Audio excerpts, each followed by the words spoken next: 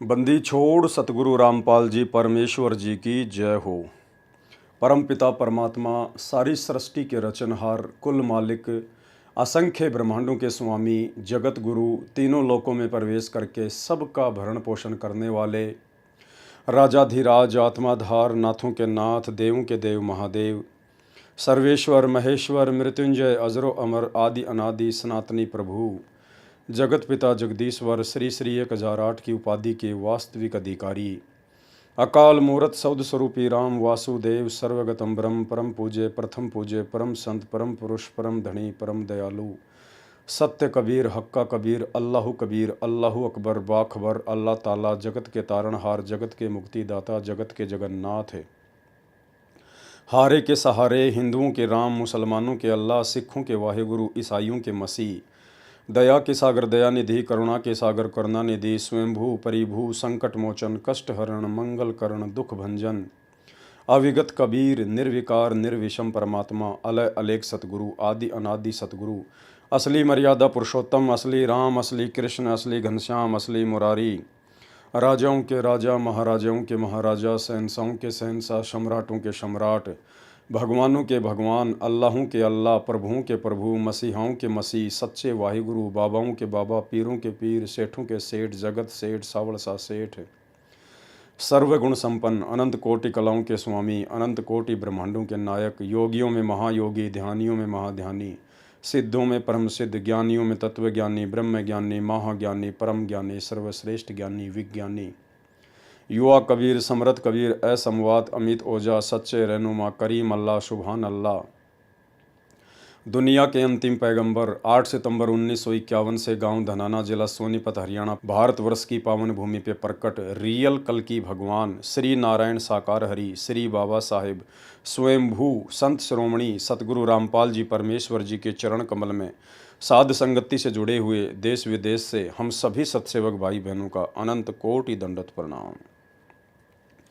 सत्साई भाई और बहनों, दया परमपिता परमेश्वर, सर्व सृष्टि के सर्जनहार सतगुरु रामपाल जी भगवान की, जिनके शुभ आशीर्वाद से, जिनके विशेष आशीर्वाद से आप और हम सभी साध संगति से जुड़े हुए सत्सेवक भाई बहन सृष्टि रचना को लेकर क्रोथा कांड के रहस्य को उजागर करते हुए आज चौथे पार्ट के ऊपर वीडियो बना रहे हैं। भाई और बहनों, सतगुरु रामपाल जी परमेश्वर जी की विशेष रजा के बिना इस कलयुग की बिचली पीढ़ी में जिस प्रकार से आप और हम सभी साध संगति से जुड़े हुए भाई बहनों का ज्ञान योग खुला हुआ है, क्योंकि सतगुरु रामपाल जी परमेश्वर जी की लाखों करोड़ों की संगत में से यदि सतगुरु को परमेश्वर के रूप में किसी ने पहचान कर परमेश्वर की तरह व्यवहार करना शुरू किया है तो केवल सत्सेवक भाई बहनों ने शुरू किया है।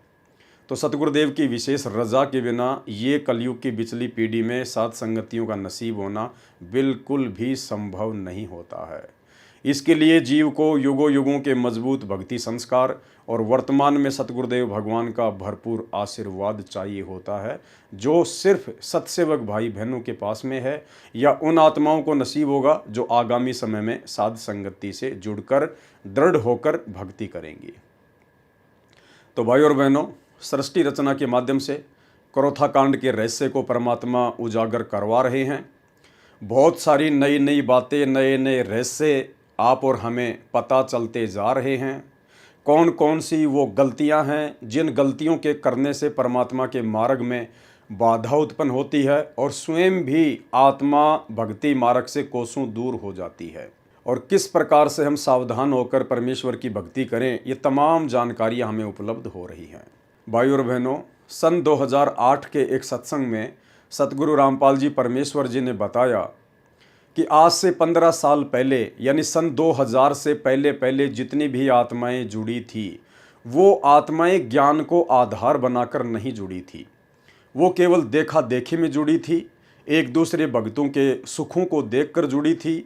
एक व्यक्ति जो महादुखी था, सतगुरु से उपदेश प्राप्त किया, सतगुरु ने अपने कोटे से उसको लाभ दिया, उसको जीवन दान दिया, उसके बाद उसने ढिंढोरा पीटना शुरू कर दिया अपने गुरुदेव की महिमा का। उसके सुखों को देखकर उसके रिश्तेदार जुड़े, उसके आड़ोसी पड़ोसी जुड़े। इस प्रकार से सतगुरु रामपाल जी भगवान के मार्ग में सन 1994 से सन 2005 तक संगत जुड़ी थी। परंतु वो संगत ज्ञान आधार से बिल्कुल भी कोई निर्णय नहीं ले पा रही थी, केवल अन्य संतों और पंथों की भांति देखा देखी में भक्ति मार्ग पर लगी हुई थी। आगे बढ़े उससे पहले ये छोटा सा वीडियो। विचार करना पुण्यात्माओं, ये काल हमारे साथ कितना धोखा किए हुए है। आज से जो 15 साल पहले लगे थे 100-200 परिवार, अब उनमें से मेरे ख्याल में 10% उस लगन से 10% लगे हुए, बाकी ढीले पड़ गए क्योंकि उनका सुख गणे हो गए। वो तो माया चाव थे, उनको ज्ञान था को नहीं, क्योंकि दास को भी परमात्मा ने या ज्ञान योग नहीं खोला था जब तक, क्योंकि इस ज्ञान को परमात्मा ने बैन ला रखा था कि अभी इसको प्रचार नहीं करना। क्योंकि जैसे ये ज्ञान तो दास बताता था, गांव गांव में जाकर सत्संग किया करता था, लेकिन कबीर परमेश्वर जी की वाणी से ही ये यूं का यूं बताया करता था कि ब्रह्मा विष्णु महेश की ये स्थिति है, दुर्गा की ये स्थिति है। लेकिन आम व्यक्ति का विश्वास नहीं होता, जो हमारे शिष्य थे उनका विश्वास ना होता कि ठीक है, उनको लाभ हो रहे थे, परमात्मा के नाम लेते उनके सारे संकट दूर होने लगे थे, इसलिए शिष्य तो बनने शुरू हो गए थे। क्योंकि ये जो मंत्र है, इस मंत्र का जाप पूरे विश्वास लगन के साथ जो व्यक्ति करता है, उसको ज्ञान है या ना है। जैसे डॉक्टर कोई दवाई देता है, औषधि देता है, मरीज खा लेता है, तो उसको नहीं पता इसमें कौन सा केमिकल है, कौन सा साल्ट है, तो वह दवाई अंदर गई, लाभ तो करेगी। तो ऐसे जो पुराने समय में जो भक्त लगे थे, उनको लाभ तो नरे हो गए, क्योंकि वो हमारे संग में ज्यादा रहते थे। जहां भी कहीं पाठ होता था वो सारे ही वहां आ जाते थे कि उनका सुख गणे होया करते। कुछ दिनों के बाद फिर वो अच्छे सुखी हो गए, घर में सुख हो गया, सारे लाभ होने लग गए। तो फिर हमने आश्रम करौथा में डेरा डाल लिया, वहां भी कुछ दिन आए, फिर ढीले पड़ गए, फिर संगत ज्यादा होती रही, ऐसे वो पीछे हट गए। तो कहने का भाव ये है कि एक समय ऐसा आता, वो हमसे दूर नहीं है, वो हमारे को ये भी नहीं है कि हम गुरु जी से दूर हो गए, लेकिन वो कमजोर पड़ गए और एक दिन ऐसी स्थिति आ जाएगी। वो तो भाई और बहनों, गुरुदेव भगवान के मुख कमल से आपने सुन लिया, और यही कारण था भाई और बहनों करौथा कांड का। करौथा कांड के समय जितने भी सेवादार सतगुरु के समीप रहा करते थे, आश्रम में रहा करते थे, वे सभी आत्माएं ज्ञान आधार से नहीं जुड़ी हुई थी, केवल देखा देखी में जुड़ी हुई थी। इसलिए मर्यादा भी तोड़ती रहती थी, जिस कारण से काल का दाव लगता रहता था। और यही कारण था कि उन्होंने अपनी तरफ से सतगुरु को मानुष मानकर उनको सलाह दी, जिसके आधार से करौथा आश्रम बनाया गया। और एक जीव की सलाह के ऊपर जब कोई काम होता है परमात्मा के मार्ग में, तो वो काम कभी सफल नहीं होता है। और 12 जुलाई 2006 को करौथा कांड हुआ।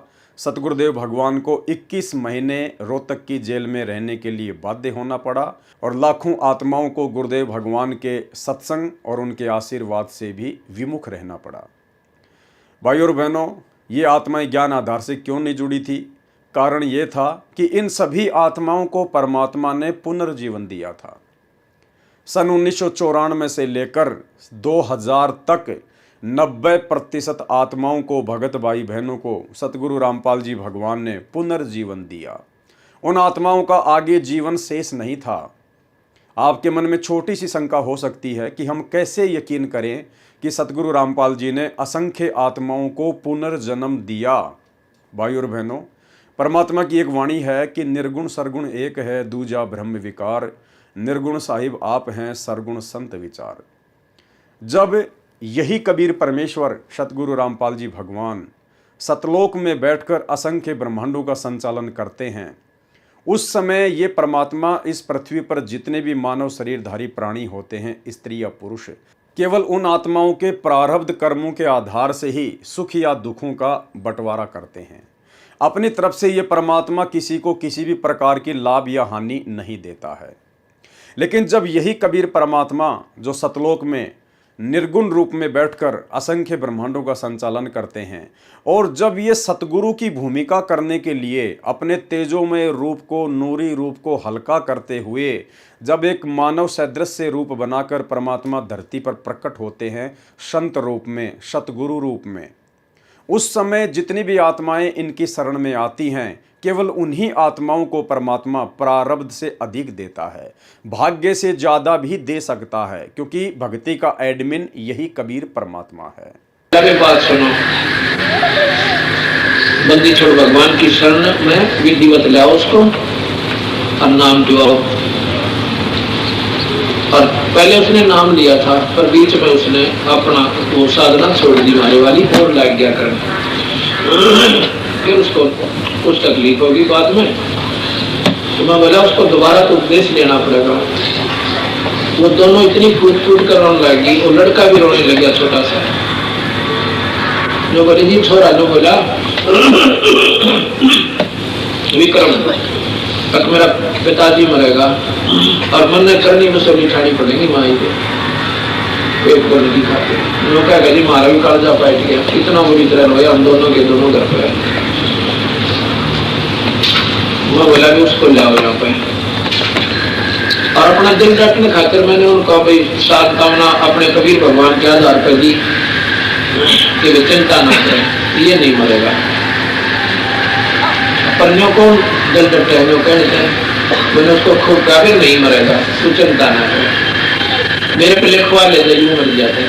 मैंने यहाँ तक कह दिया पर कोई ना बेटा मेरा। जो बोली जी हम तो आपके साथ छोड़ना कि 15 जनवरी 1999 3 हाथ रेखाएं देखने वालों ने धरती के 15 जनवरी के बाद ऐसा जीवन नहीं है। अब हम उन हाथ देखने गड़ा पक्का माने, उसने जो कह दिया फाइनल है। और तीनों ने कह दिया, एक ने भी कोई ना, फिर गुंजाइश भी नहीं रहती, बात भी सच्ची से। पर कबीर साहब के अंदर हो सकती है कर्म की रेख न बदल दे, जब आत्मा तो इसके तरनाम रो आदमी पड़े करे, लल्लो पत्तो करनी है कि कोई ना सुने। अब वो तो था उनका, उसने नाम दोबारा लिया, अन्य बोली जी आप इसमें साक्षर आए हैं।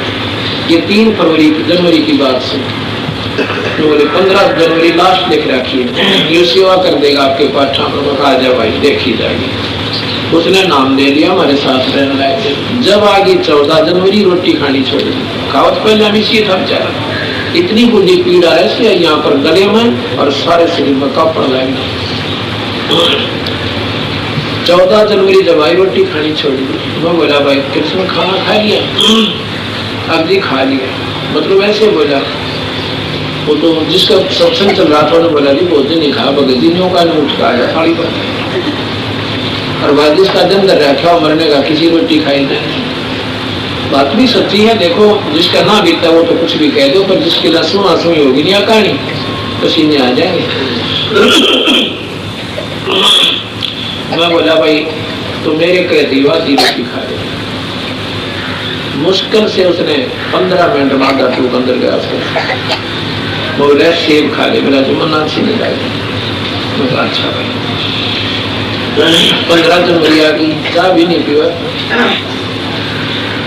15 जनवरी आ गई, उस दिन हम वही थे, मध्य का दिन था, वह 15 भी पूरी होगी, मतलब फिर 16 भी पूरी होगी, 17 भी चली गई, 18 तारीख ने बोला जी भी नहीं मरता मैं, नो करके है क्यों ही लिखे होता है, बोला जी बस ये भी नहीं मरता। 15 तारीख थी मेरी, ईद उसने देख लिया, दूसरी 15 जनवरी की आश्रम में काम करे, नो का जीव सर कोई तकलीफ नहीं। उसके बाद कौन सतगुरुदेव ये सेवा करते का फोटो उतर है, इसका आत्मा की सूट ले रहा है, क्रिया करनी ले रहा है, ये वहां क्रोथा आश्रम में सेवा कर रहा है, कौन सतगुरुदेव।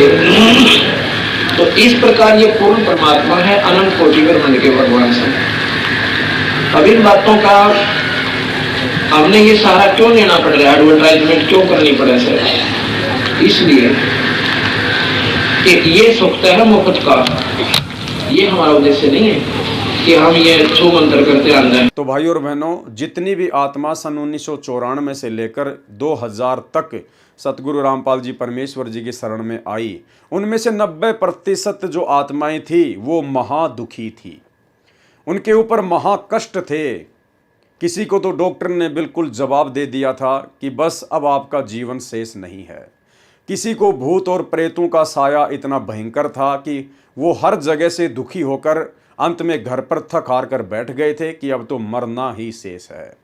उन सभी आत्माओं को जब सतगुरु रामपाल जी परमेश्वर जी के बारे में पता चला तो वो आत्मा अपने संकट निवारण के लिए सतगुरु की शरण में गई, और सतगुरु की शरण में जाते ही उन आत्माओं को तुरंत लाभ होने शुरू हो गए, चाहे वो शरीर से संबंधित हो या चाहे व्यवसाय से संबंधित हो, और उन आत्माओं को फिर पुनर्जीवन मिला। अब भाई और बहनों, सतगुरु की शरण में आने के बाद पुनर्जीवन कैसे मिला? क्योंकि जिस समय वो आत्मा सतगुरु की शरण में आई उससे पहले वो हर जगह भटक चुकी थी, हर प्रकार से वो टूट चुकी थी कि अब जीवन शेष नहीं है। यदि उनका जीवन शेष होता तो भाई और बहनों, उन आत्माओं को जहां भी वो हॉस्पिटल में थी तो वहां से उनको राहत मिल जाती। वो जिस भी जादू जंत्र वाले के पास जा रहे थे, शाणे या टोटके करने वालों के पास जा रहे थे, वहां से उनको राहत मिल जानी थी। लेकिन ना उनको हॉस्पिटल से राहत मिली, ना उनको किसी जंत्र मंत्र वाले से राहत मिली। क्यों नहीं मिली? क्योंकि उनके पिछले भक्ति पुण्य समाप्त हो चुके थे, उनके पास में पिछला भक्ति धन शेष नहीं था। उनकी बैटरी जो अध्यात्म वाली बैटरी है, जो दान पुण्य और भक्ति वाली बैटरी है, वो बिल्कुल डिस्चार्ज होने की कगार पर थी। अगर उनका जीवन शेष होता तो भाई और बहनों, परमात्मा ने जो विधान बना रखा है, जब भी किसी आत्मा के ऊपर कोई आपत्ति आती है और जब वो आत्मा परमेश्वर को पुकारती है, भले वो किसी की भी भक्ति कर रही है, लेकिन आत्मा से जब वो अपने परमात्मा को पुकारती है तो गुरुदेव भगवान ने, इस कबीर परमात्मा ने एक सिस्टम बना रखा है। उस आत्मा की पुकार सर्वप्रथम धर्मराज के दरबार में जाती है। धर्मराज तुरंत उस आत्मा की पुकार को सुनकर और फिर उसका अकाउंट चेक करता है कि इसके भाग्य में कोई ऐसा दान पुण्य या भक्ति वगैरह है जिसके चलते मैं इसको इस समस्या से राहत दे सकूं। और जब धर्मराज देखता है कि इसके भाग्य में कोई दान पुण्य या भक्ति शेष नहीं है तो धर्मराज उस अकाउंट को वापस बंद कर देता है कि अब इसके अंतिम दिन है, अब इसका किसी प्रकार से कोई भी समाधान नहीं किया जा सकता है। तो भाई और बहनों, फिर उस आत्मा के सामने अपना शरीर त्यागने के अलावा दूसरा कोई भी ऑप्शन शेष नहीं होता है। और वही आत्मा यदि किसी संत की शरण में आ जाती है, जो पूर्ण संत है, जो स्वयं कबीर परमात्मा है, क्योंकि पूर्ण संत की भूमिका केवल स्वयं कबीर भगवान ही निभाते हैं, अन्यथा धरती पर कोई पूर्ण संत नहीं हो सकता। क्योंकि 21 ब्रह्मांड में जितने भी प्राणी हैं, ये सब सतलोक से आई हुई आत्मा है, अपने भगवान से दगा करके आई हुई आत्माएं हैं। 21 ब्रह्मांड की सभी आत्माएं केवल जीव हैं, आम प्राणी हैं, कोई परम ज्ञानी नहीं है, कोई परम संत नहीं है। परम संत और परम ज्ञानी की भूमिका कबीर परमात्मा स्वयं ही सतगुरु रूप में आके निभाता है।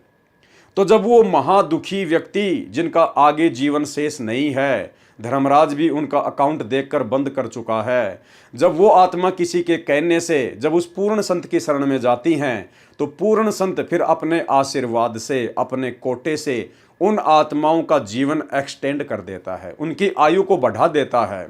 क्योंकि वेदों में पूर्ण संत के रूप में आने वाले कबीर भगवान की महिमा लिखी हुई है कि वो परमात्मा अपने साधक के, जो उनकी शरण में आ जाता है, जो उनकी भक्ति करता है, उसके असाध्य से असाध्य रोग को भी नष्ट कर सकता है।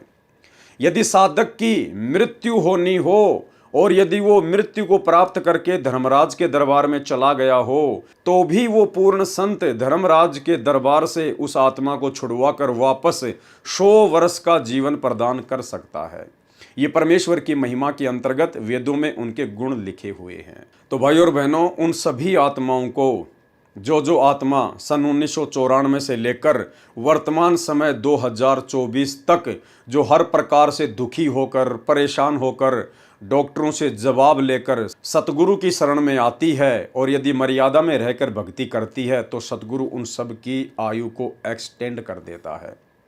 तो शुरुआत में ज्ञान को आधार ना बना पाने का मुख्य कारण यही था कि वो आत्मा केवल अपने दुखों के निवारण के लिए सतगुरु रामपाल जी भगवान की शरण में आई थी, जिसके विषय में गुरुदेव ने उस वीडियो में स्पष्ट कर दिया है कि वो केवल सुखों के लिए आए थे, उनको केवल माया चाहिए थी, वो केवल अपने दुखों के निवारण के लिए आए थे, वो ज्ञान आधार बनाकर भक्ति नहीं कर रही थी।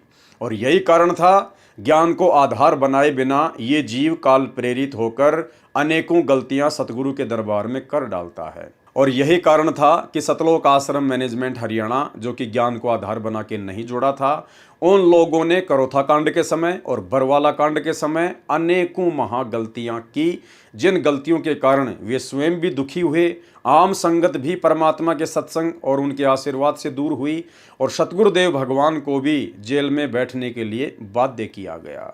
बाध्य शब्द दास इसलिए यूज करता है क्योंकि काल और सतगुरुदेव भगवान के बीच में एक एग्रीमेंट है। उस एग्रीमेंट के तहत परमात्मा जोर जबरदस्ती नहीं करते हैं, अन्यथा ये तो समर्थ भगवान है, जाके अर्ध रूम पर शकल पसारा, ऐसा पूर्ण ब्रह्म हमारा।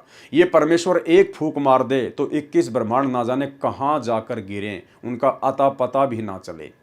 लेकिन परमेश्वर अपने कार्य को अपने सिस्टम से करता है, अपने हिसाब से करता है, और परमेश्वर उसी हिसाब से अपने कार्य को आगे भी करेंगे। बीच में ना समझे के कारण जो भगत अपनी मनमानी करते हुए गुरु को मानुष समझकर जो काल प्रेरणा से टांग अड़ाते हैं, तो परमेश्वर के मार्ग में थोड़ी बाधा जरूर उत्पन्न हो जाती है, लेकिन ये समर्थ है, सर्वशक्तिमान है। परमेश्वर इस धरती पर जिस अपने विशेष कार्य के लिए कदम रखते हैं, प्रकट होते हैं, चाहे कितनी भी बाधा क्यों ना आ जाए, जीव केवल नासमझी करके अपने कर्म फोड़ सकता है, लेकिन परमेश्वर ने अपने मिशन का जो ठीक का समय रखा हुआ है, उनका मिशन तो उसी समय सफल होना ही होना होता है। तो भाई और बहनों, सृष्टि रचना के माध्यम से करोथा कांड के ऊपर हम वीडियो बनाने जा रहे हैं, और पिछले अनेक वीडियो में हमने बहुत सारी बातें सीखी हैं, समझी हैं, जो आगे चलकर इस भक्ति मार्ग में आप और हमारे बहुत ज़्यादा काम आएंगी। हम कभी भी वो गलतियां नहीं करेंगे जो गलतियां आज से पहले गुरुदेव के बेटा बेटी, भाई बंधु, रिश्तेदार, ये कोऑर्डिनेटर और बड़े बड़े परम भगत समझे जाने वाले भाई बहन कर चुके हैं। तो अब हम आगे चलते हैं पेज नंबर 28 से। इसके पश्चात इन लोगों ने वर्तमान सरकार में बैठे उच्च हस्तियों को भी काबू करने का प्रयास शुरू किया। यानी करोथा कांड के विषय में बात कही जा रही है कि धीरे धीरे जो आर्य समाजी लोग थे, जो सतगुरु रामपाल जी से सत्यार्थ प्रकाश के खुलासे को लेकर परेशान थे, दुखी थे, उन लोगों ने आश्रम पर आक्रमण करवाने के लिए, सतगुरु रामपाल जी के मिशन को ध्वस्त करवाने के लिए सरकार में बैठे बैठे उच्च अधिकारियों से भी बात करने का प्रयास शुरू कर दिया, और हस्तियों को अपने गुरुकुल में किसी न किसी बहाने से आमंत्रित करके संत रामपाल जी और आश्रम के खिलाफ भड़काया, ताकि उनके इस बुरे इरादे को आसानी से अमली जामा पहनाया जा सके। इन हस्तियों से इन लोगों को ऐसा इशारा मिला कि ऐसी स्थिति तैयार करो जिससे सतलोक आश्रम को खत्म करने का कार्य किया जा सके। यानी प्रशासन में बैठे बैठे जो बड़े बड़े अधिकारी थे, मुख्यमंत्री तक, उन आर्य समाजियों के गुरुकुल में जाकर उनको आश्वासन देने लगे कि आप आर्य समाजी ऐसी परिस्थितियां तैयार करो जिससे कि संत रामपाल जी और उनका आश्रम किसी भी प्रकार से सुरक्षित ना रह सके। इसके पश्चात ये लोग संत रामपाल जी को तथा सतलोक आश्रम को खत्म करने के मौके की तलाश में रहे, और इन्होंने संत रामपाल जी के द्वारा निकाले हुए एक शिष्य को मोहरा बनाया। भाई और बहनों, आर्य समाजियों ने संत रामपाल जी के जिस एक गुरुद्रोही हो चुके शिष्य को मोहरा बनाया, वो वही व्यक्ति था जिस व्यक्ति के ऊपर हमने उसके द्वारा लिखी गई पुस्तक शैतान बना भगवान के ऊपर बहुत सारे वीडियो बनाए थे। आप और हमने अच्छे से उसके मंसूबों को समझ लिया था। ये वही व्यक्ति है सुरेंद्र उर्फ कृष्ण दास उर्फ संजय दास महाराज। इस शिष्य को छुडानी धाम के एक महंत ने अपना शिष्य बनाकर उसे जिला अंबाला के किसी गांव में एक कमरे वाले छोटे से आश्रम का महंत बनाया हुआ था। यानी सतगुरु रामपाल जी ने इस व्यक्ति की अनेकों गलतियां देखकर सन 2000 में इसको सतलोक आश्रम करोथा से बाहर निकाल दिया था। ये व्यक्ति गुरुद्रोही हो चुका था। सतगुरु रामपाल जी परमेश्वर जी ने इस व्यक्ति को बहुत सारे मौके दिए, इसकी ढेर सारी गलतियां माफ़ की। इसको 7 बार सतगुरु ने मौके दिए, लेकिन ये गलतियां करने से बाज नहीं आया, तो सतगुरुदेव भगवान ने इसको आश्रम से बाहर कर दिया। इन लोगों ने उससे संत रामपाल जी के खिलाफ एक पुस्तक छपवाई। इस पुस्तक में संत रामपाल जी के खिलाफ अनैतिक व अभद्र भाषा का प्रयोग किया गया है और उनके विरुद्ध आर्य समाजियों की तर्ज पर बेहुदे, बेबुनियाद और अश्लील आरोप लगाए गए हैं। इन लोगों ने इस किताब को करोथा, डिग्गल तथा अन्य नज़दीक गांवों में बंटवाया। इस पुस्तक को पढ़ने के पश्चात गांव डिग्गल के लोगों ने श्री जागेराम निवासी डिग्गल, जो संत रामपाल जी के शिष्य भी हैं, उनको बताया कि इस किताब में उनकी पुत्री के खिलाफ भी इशारा है।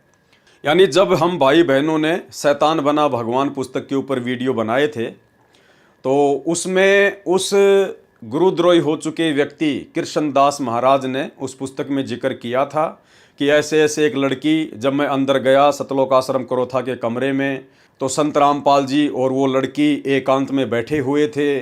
मुझे देखकर बिल्कुल भी अच्छा नहीं लगा। उस बहन का नाम था सरोज और उसका जो पिता था जागे राम, जो कि डिग्गल गांव का था, वो भी सतगुरु रामपाल जी का ही शिष्य था। गांव डिग्गल के लोगों ने श्री जागेराम निवासी डिग्गल, जो संत रामपाल जी के शिष्य भी हैं, उनको बताया कि इस किताब में उनकी पुत्री के खिलाफ भी इशारा है। श्री जागेराम ने इस किताब की एक प्रति प्राप्त की और अपने परिवार के सदस्यों के साथ विचार विमर्श किया। उनकी पुत्री ने भी किताब के लेखक से टेलीफोन पर संपर्क किया और उससे पूछा कि उसने इतनी गंदी और अनैतिक बातें पुस्तक में क्यों लिखी है। भाई और बहनों, शिक्षा लेनी है हमें इस पुस्तक से कोई मतलब नहीं है। करोथा कांड हो चुका है, सारी बातें हो चुकी हैं, परमात्मा जेल जा चुके हैं, जेल से वापस भी आ चुके थे और करोथा कांड का मुकदमा भी समाप्त हो चुका है। हमने केवल शिक्षा लेनी है। जब वो शैतान बना भगवान पुस्तक उस बहन सरोज के पिता श्री जागे राम जी ने पढ़ी, जो कि संत रामपाल जी का शिष्य था, वर्तमान में है या नहीं है दास को नहीं पता, तो उसने अपने परिवार में बैठकर विचार विमर्श किया और जिस गुरुद्रोही व्यक्ति ने वो पुस्तक लिखी थी उसके मोबाइल नंबर भी उसी पुस्तक पर दिए हुए हैं। उन्होंने उससे संपर्क किया कि भाई आपने ऐसी बेहुदा बातें हमारे विषय में क्यों लिखी हैं। भाई और बहनों, यदि वर्तमान में ऐसी कोई परिस्थिति पैदा हो जाए आप और हमारे साथ में, तो हमने क्या करना है? हमने किसी भी प्रकार से उस पुस्तक के लेखक से संपर्क नहीं करना है। यानी कोई भी घटना घटे हमारे ऊपर, चाहे कोई कितना ही बेहुदा आरोप क्यों ना लगाए, हमें चाहे कोई कितना ही बदनाम करने का प्रयास क्यों ना करे, लेकिन हम भगत भाई बहनों ने, जो कि हम गुरुदेव के ज्ञान को आधार बना चुके हैं, हमने किसी भी प्रकार से कोई भी प्रतिक्रिया नहीं करनी है। जब हमें पता है कि हम दूध के धुले हुए हैं, परमात्मा कहते हैं कि भक्ति बीज बिन से नहीं, आय पड़े सो झोल, और जय सोना बिष्टा पड़े तो घटे न ताको मोल। सोने को यदि लैट्रिन में डाल दिया जाए तो उसकी कीमत में कोई फर्क नहीं पड़ता है। सोना किसी भी प्रकार से कोई शिकायत नहीं करता है कि मुझे लैट्रिन में क्यों डाला गया। तो भाई और बहनों, इसी प्रकार यदि भगत अपने आप में साफ सुथरा है, उसने किसी प्रकार की कोई गलती नहीं की है, तो भगत ने उन बेहुद्दा बातों को अपने दिलो दिमाग पर नहीं लेना चाहिए। काल तो यही चाहता है कि मैं इनके हृदय में अशांति पैदा कर दूं, इनको भक्ति और भगवान से दूर कर दूं, इनको मानसिक परेशानियां दे दूं। तो आप और हमारे सामने यदि निकट भविष्य में इस प्रकार की कोई घटना घटित होती है किसी के भी माध्यम से, तो भाई और बहनों, हमने किसी भी प्रकार की कोई भी प्रतिक्रिया नहीं देनी है। कोई व्यक्ति हमारे खिलाफ कितना गंदा बोलता है, कितना ही बेहुदा बोलता है, हमने किसी प्रकार की कोई प्रतिक्रिया नहीं देनी है। परमात्मा कहते हैं राम किसी को मारे नहीं, मारे तो हत्यारा राम, अपने आप ही मर जाएंगे कर कर खोटे काम। और गुरुदेव ने एक भगत के लिए आदेश दिया है अपनी वाणी में कि जो तोकू काटा बोवे वाको बोतू फूल, और तोहे फूल के फूल है वाको है त्रिशूल। समय आने पर जो गलत होगा उसे उसकी सजा अवश्य मिलेगी। तो हम भाई बहनों ने कोई प्रतिक्रिया किसी प्रकार की नहीं करनी है। इसी प्रकार इन भाई बहनों ने, श्रीमान जागेराम जी ने और उनकी पुत्री सरोज देवी ने जो कि दोनों ही सतगुरु रामपाल जी के शिष्य थे, तो इन्होंने किसी भी प्रकार की कोई प्रतिक्रिया उस समय नहीं देनी चाहिए थी। और यदि इनको कोई दिक्कत थी तो इन्होंने अपने गुरुदेव भगवान से संपर्क करना था, क्योंकि आप लोगों से पहले तो आपके गुरुदेव को निराधार रूप से उस पुस्तक में उस गुरुद्रोही व्यक्ति के द्वारा बदनाम करने का कुप्रयास किया गया है। जब आपके गुरुदेव ने कोई प्रतिक्रिया नहीं दी तो भाई और बहनों, आप तो गुरुदेव के भगत हैं, आपने भला क्यों प्रतिक्रिया दी? क्यों आपने उस व्यक्ति से संपर्क साधा? क्यों आपने उस व्यक्ति से जानना चाहा कि आपने हमारे विषय में ऐसा क्यों लिखा है? यदि आप इस प्रकार की प्रतिक्रिया देते हैं तो कहीं ना कहीं ये आपके ज्ञान की कमी है, क्योंकि आप अपनी उस बेइज्जती को सहन नहीं कर पा रहे हैं। और भक्ति मार्ग में भगत की ना कोई इज्जत होती है, ना कोई बेइज्जती होती है। भले भगत की कोई बेइज्जती करे, भगत को कोई फर्क नहीं पड़ता है, क्योंकि भगत मिट्टी होता है। और यदि भगत को कोई इज्जत दे तो भगत को मान बढ़ाई में नहीं आना चाहिए, क्योंकि इज्जत इस जीव की सबसे बड़ी दुश्मन है। एक सत्संग में गुरुदेव भगवान ने बताया कि यदि किसी गोरी लड़की को, जिसका गोरा रंग है, उसको यदि कोई काली काली काली काली बोले कि ए काली इधर आ, तो वो लड़की बुरा नहीं मानती है, क्योंकि उसको पता है कि मैं तो गोरी हूं और ये मुझे काली कह रहा है, तो या तो ये अंधा है या फिर ये नशे में है, तो वो बेटी बुरा नहीं मानती है। और यदि किसी काली लड़की को कह दिया जाए ए काली, तो वो तुरंत बुरा मान जाएगी। तो उस समय ज्ञान आधार नहीं था, इसलिए इन आत्माओं ने बात को अपने दिल के ऊपर ले लिया और इन्होंने पुस्तक के लेखक से संपर्क साधा। उनकी पुत्री ने भी किताब के लेखक से टेलीफोन पर संपर्क किया और उससे पूछा कि उसने इतनी गंदी और अनैतिक बातें पुस्तक में क्यों लिखी है। लेखक श्री कृष्णदास उर्फ संजय ने उसको इस बारे में बातचीत करने के लिए दयालदास कोठी आश्रम छुडानी में आकर बात करने को कहा। वह अपने माता पिता और पुत्र के साथ बात करने के लिए छुडानी आश्रम पहुंचे। भाई और बहनों, उसके बाद वो बहन बिना अपने गुरुदेव भगवान से विचार विमर्श किए, बिना उनकी आज्ञा लिए, वो लड़की अपने पिता के साथ और अपने बेटे के साथ में छुडानी आश्रम में चली जाती है, जहां पर उसको उस गुरुद्रोही व्यक्ति ने बुलवाया था। छुडानी पहुंचकर जैसे ही बातचीत शुरू हुई, छुडानी आश्रम के लोगों ने तथा उस पुस्तक के लेखक ने अभद्र भाषा में बोलना शुरू कर दिया। देखो भाई और बहनों, जैसी क्रिया वैसी प्रतिक्रिया। उस भगत जागेराम और उसकी बेटी सरोज के द्वारा उस व्यक्ति से बातचीत करने के लिए छुडानी आश्रम में जाना बिल्कुल भी न्याय संगत नहीं था और उसकी वैसी ही प्रतिक्रिया हो गई, क्योंकि जो व्यक्ति आपके विषय में पहले से ही अभद्र बातें लिख रहा है, वो आपके साथ में कौन सा अच्छा बर्ताव करेगा। और वहाँ पर लड़ाई झगड़ा हो गया, मारपीट की नौबत आ गई और काफ़ी कुछ वहाँ पर हुआ। छुडानी पहुँचकर जैसे ही बातचीत शुरू हुई, छुडानी आश्रम के लोगों ने तथा उस पुस्तक के लेखक ने अभद्र भाषा में बोलना शुरू कर दिया और हाथापाई पर उतर आए। उन्होंने उस बहन के साथ भी दुर्व्यवहार किया और उसके कपड़े फाड़ दिए, वह छाती में हाथ मारकर धकेल दिया। किसी न किसी तरह वे बचकर भागे और दुल्हेड़ा गांव की पुलिस चौकी पर पहुंचकर इस मामले की रिपोर्ट दर्ज करवाने को कहा। पुलिस चौकी में उनको 2 घंटे बैठाए रखा और रिपोर्ट दर्ज नहीं की और बाद में उनको बताया कि वो छुडानी गाँव में जा रहे हैं, क्योंकि कुछ लोगों ने छुडानी आश्रम में रहने वालों को पीटा है।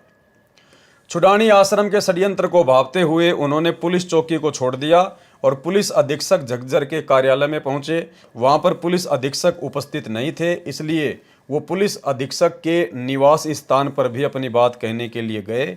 पुलिस अधीक्षक घर पर भी नहीं मिले। इसी बीच किसी ने उनको सलाह दी कि वो अस्पताल में अपनी डॉक्टरी जांच करवाए। उसके पश्चात वो सिविल अस्पताल डीगल पहुंचे और डॉक्टरी जांच करवाई और MLR की प्राप्त की। और उसके बाद क्या होता है भाई और बहनों, सतलोक आश्रम करोथा का मैनेजमेंट एक गाड़ी में भरकर छुडानी आश्रम में जाता है, वहां पर मारपीट करके आता है, जिसका मुकदमा फिर आगे चलकर सतगुरु रामपाल जी भगवान पर लगा दिया जाता है। अगले दिन वो फिर पुलिस अधीक्षक कार्यालय में छुडानी आश्रम के लोगों के खिलाफ केस दर्ज करवाने के लिए गए और वहां उनको पता लगा कि उनको तथा सतलोक आश्रम के भक्तों के खिलाफ एक FIR दर्ज हो चुकी थी।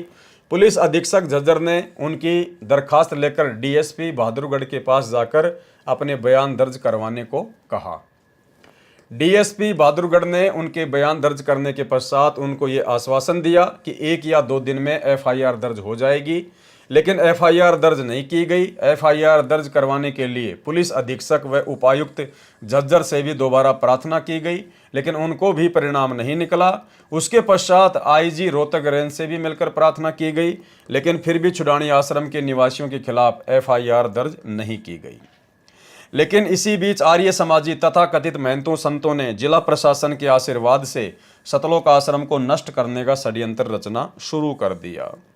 उन्होंने विभिन्न गांवों के असामाजिक तत्वों को इकट्ठा करना शुरू कर दिया और विशेषकर संत रामपाल जी के खिलाफ लोगों को भड़काना शुरू कर दिया। झज्जर पुलिस ने भी सतलोक आश्रम के अनुयायियों की अंधाधुंध धरपकड़ शुरू कर दी। यहां तक कि पुलिस ने आश्रम के ऐसे 3 अनुयायियों को भी आश्रम के ट्यूबवेल से उठा लिया जो आश्रम में पीने के पानी का प्रबंध करने में व्यस्त थे।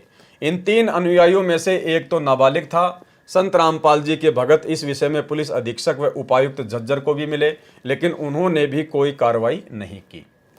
उस बहन का पति बहुत शराब पीता था, वही सरोज बहन जिसके खिलाफ उस पुस्तक में अभद्र बातें लिखी गई थी। उस बहन का पति बहुत शराब पीता था, फौज से सेवानिवृत्त था, पेंशन की शराब पी जाता था। गांव में 8 एकड़ जमीन है, उसको भी ठेके पर देकर प्राप्त राशि की शराब पी जाता था। ऐसे समय में उस बहन के पिता श्री जागेराम एलावत, जो गांव डिग्गल के गिने चुने प्रतिष्ठित परिवारों में से एक है, अपनी बेटी के घर का खर्चा चलाते थे तथा अपनी बेटी के गम को भुलाने तथा परमात्मा में आस्था बढ़ाने के लिए सतलोक आश्रम में साथ साथ लाया करते थे। उसी दौरान उस बहन को परमात्मा का अद्भुत करिश्मा हुआ। ध्यान से सुनना भाई और बहनों। उसके बाद में उस बहन के साथ में परमात्मा ने अनहोनी की। क्या कि उसके छोटे बेटे विक्की के दोनों गुर्दे बंद हो गए थे, अर्थात उसके बच्चे की दोनों किडनियों ने काम करना बंद कर दिया था। रोहतक के डॉक्टरों ने जवाब दे दिया था। परमात्मा कबीर जी की कृपा से लड़का विक्की बिना दवाई लिए स्वस्थ हो गया। ऋग्वेद मंडल 10 सूक्त 161 मंत्र 2 में यही प्रमाण है कि परमात्मा अपने सच्चे उपासक का असाध्य रोग ठीक करके 100 वर्ष की आयु प्रदान कर देता है। अब विचार करने की बात है और भाई और बहनों, ऐसे ऐसे प्रमाण आपको इस पुस्तक में देखने को मिल रहे हैं जिनका जीवन शेष नहीं था। उस बहन के लड़के विक्की का जीवन शेष नहीं था। धर्मराज के कागजों में उसकी आयु समाप्त हो चुकी थी, उसको केवल मरना ही था।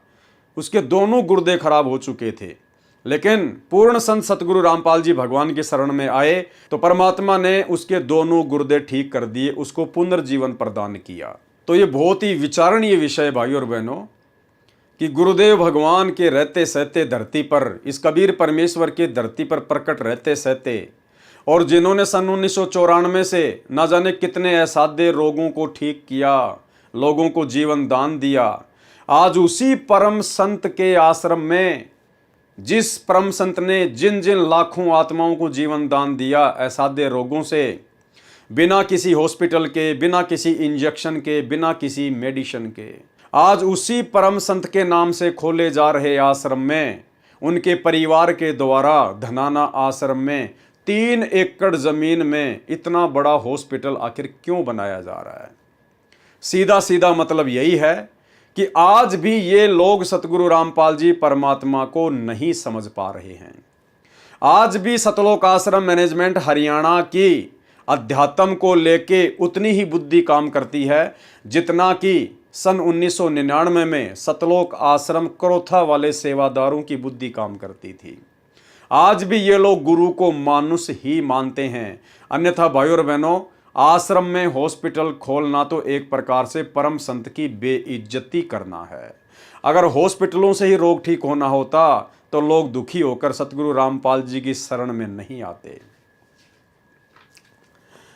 उसके पश्चात बहन सरोज का अटूट विश्वास परमात्मा में हो गया।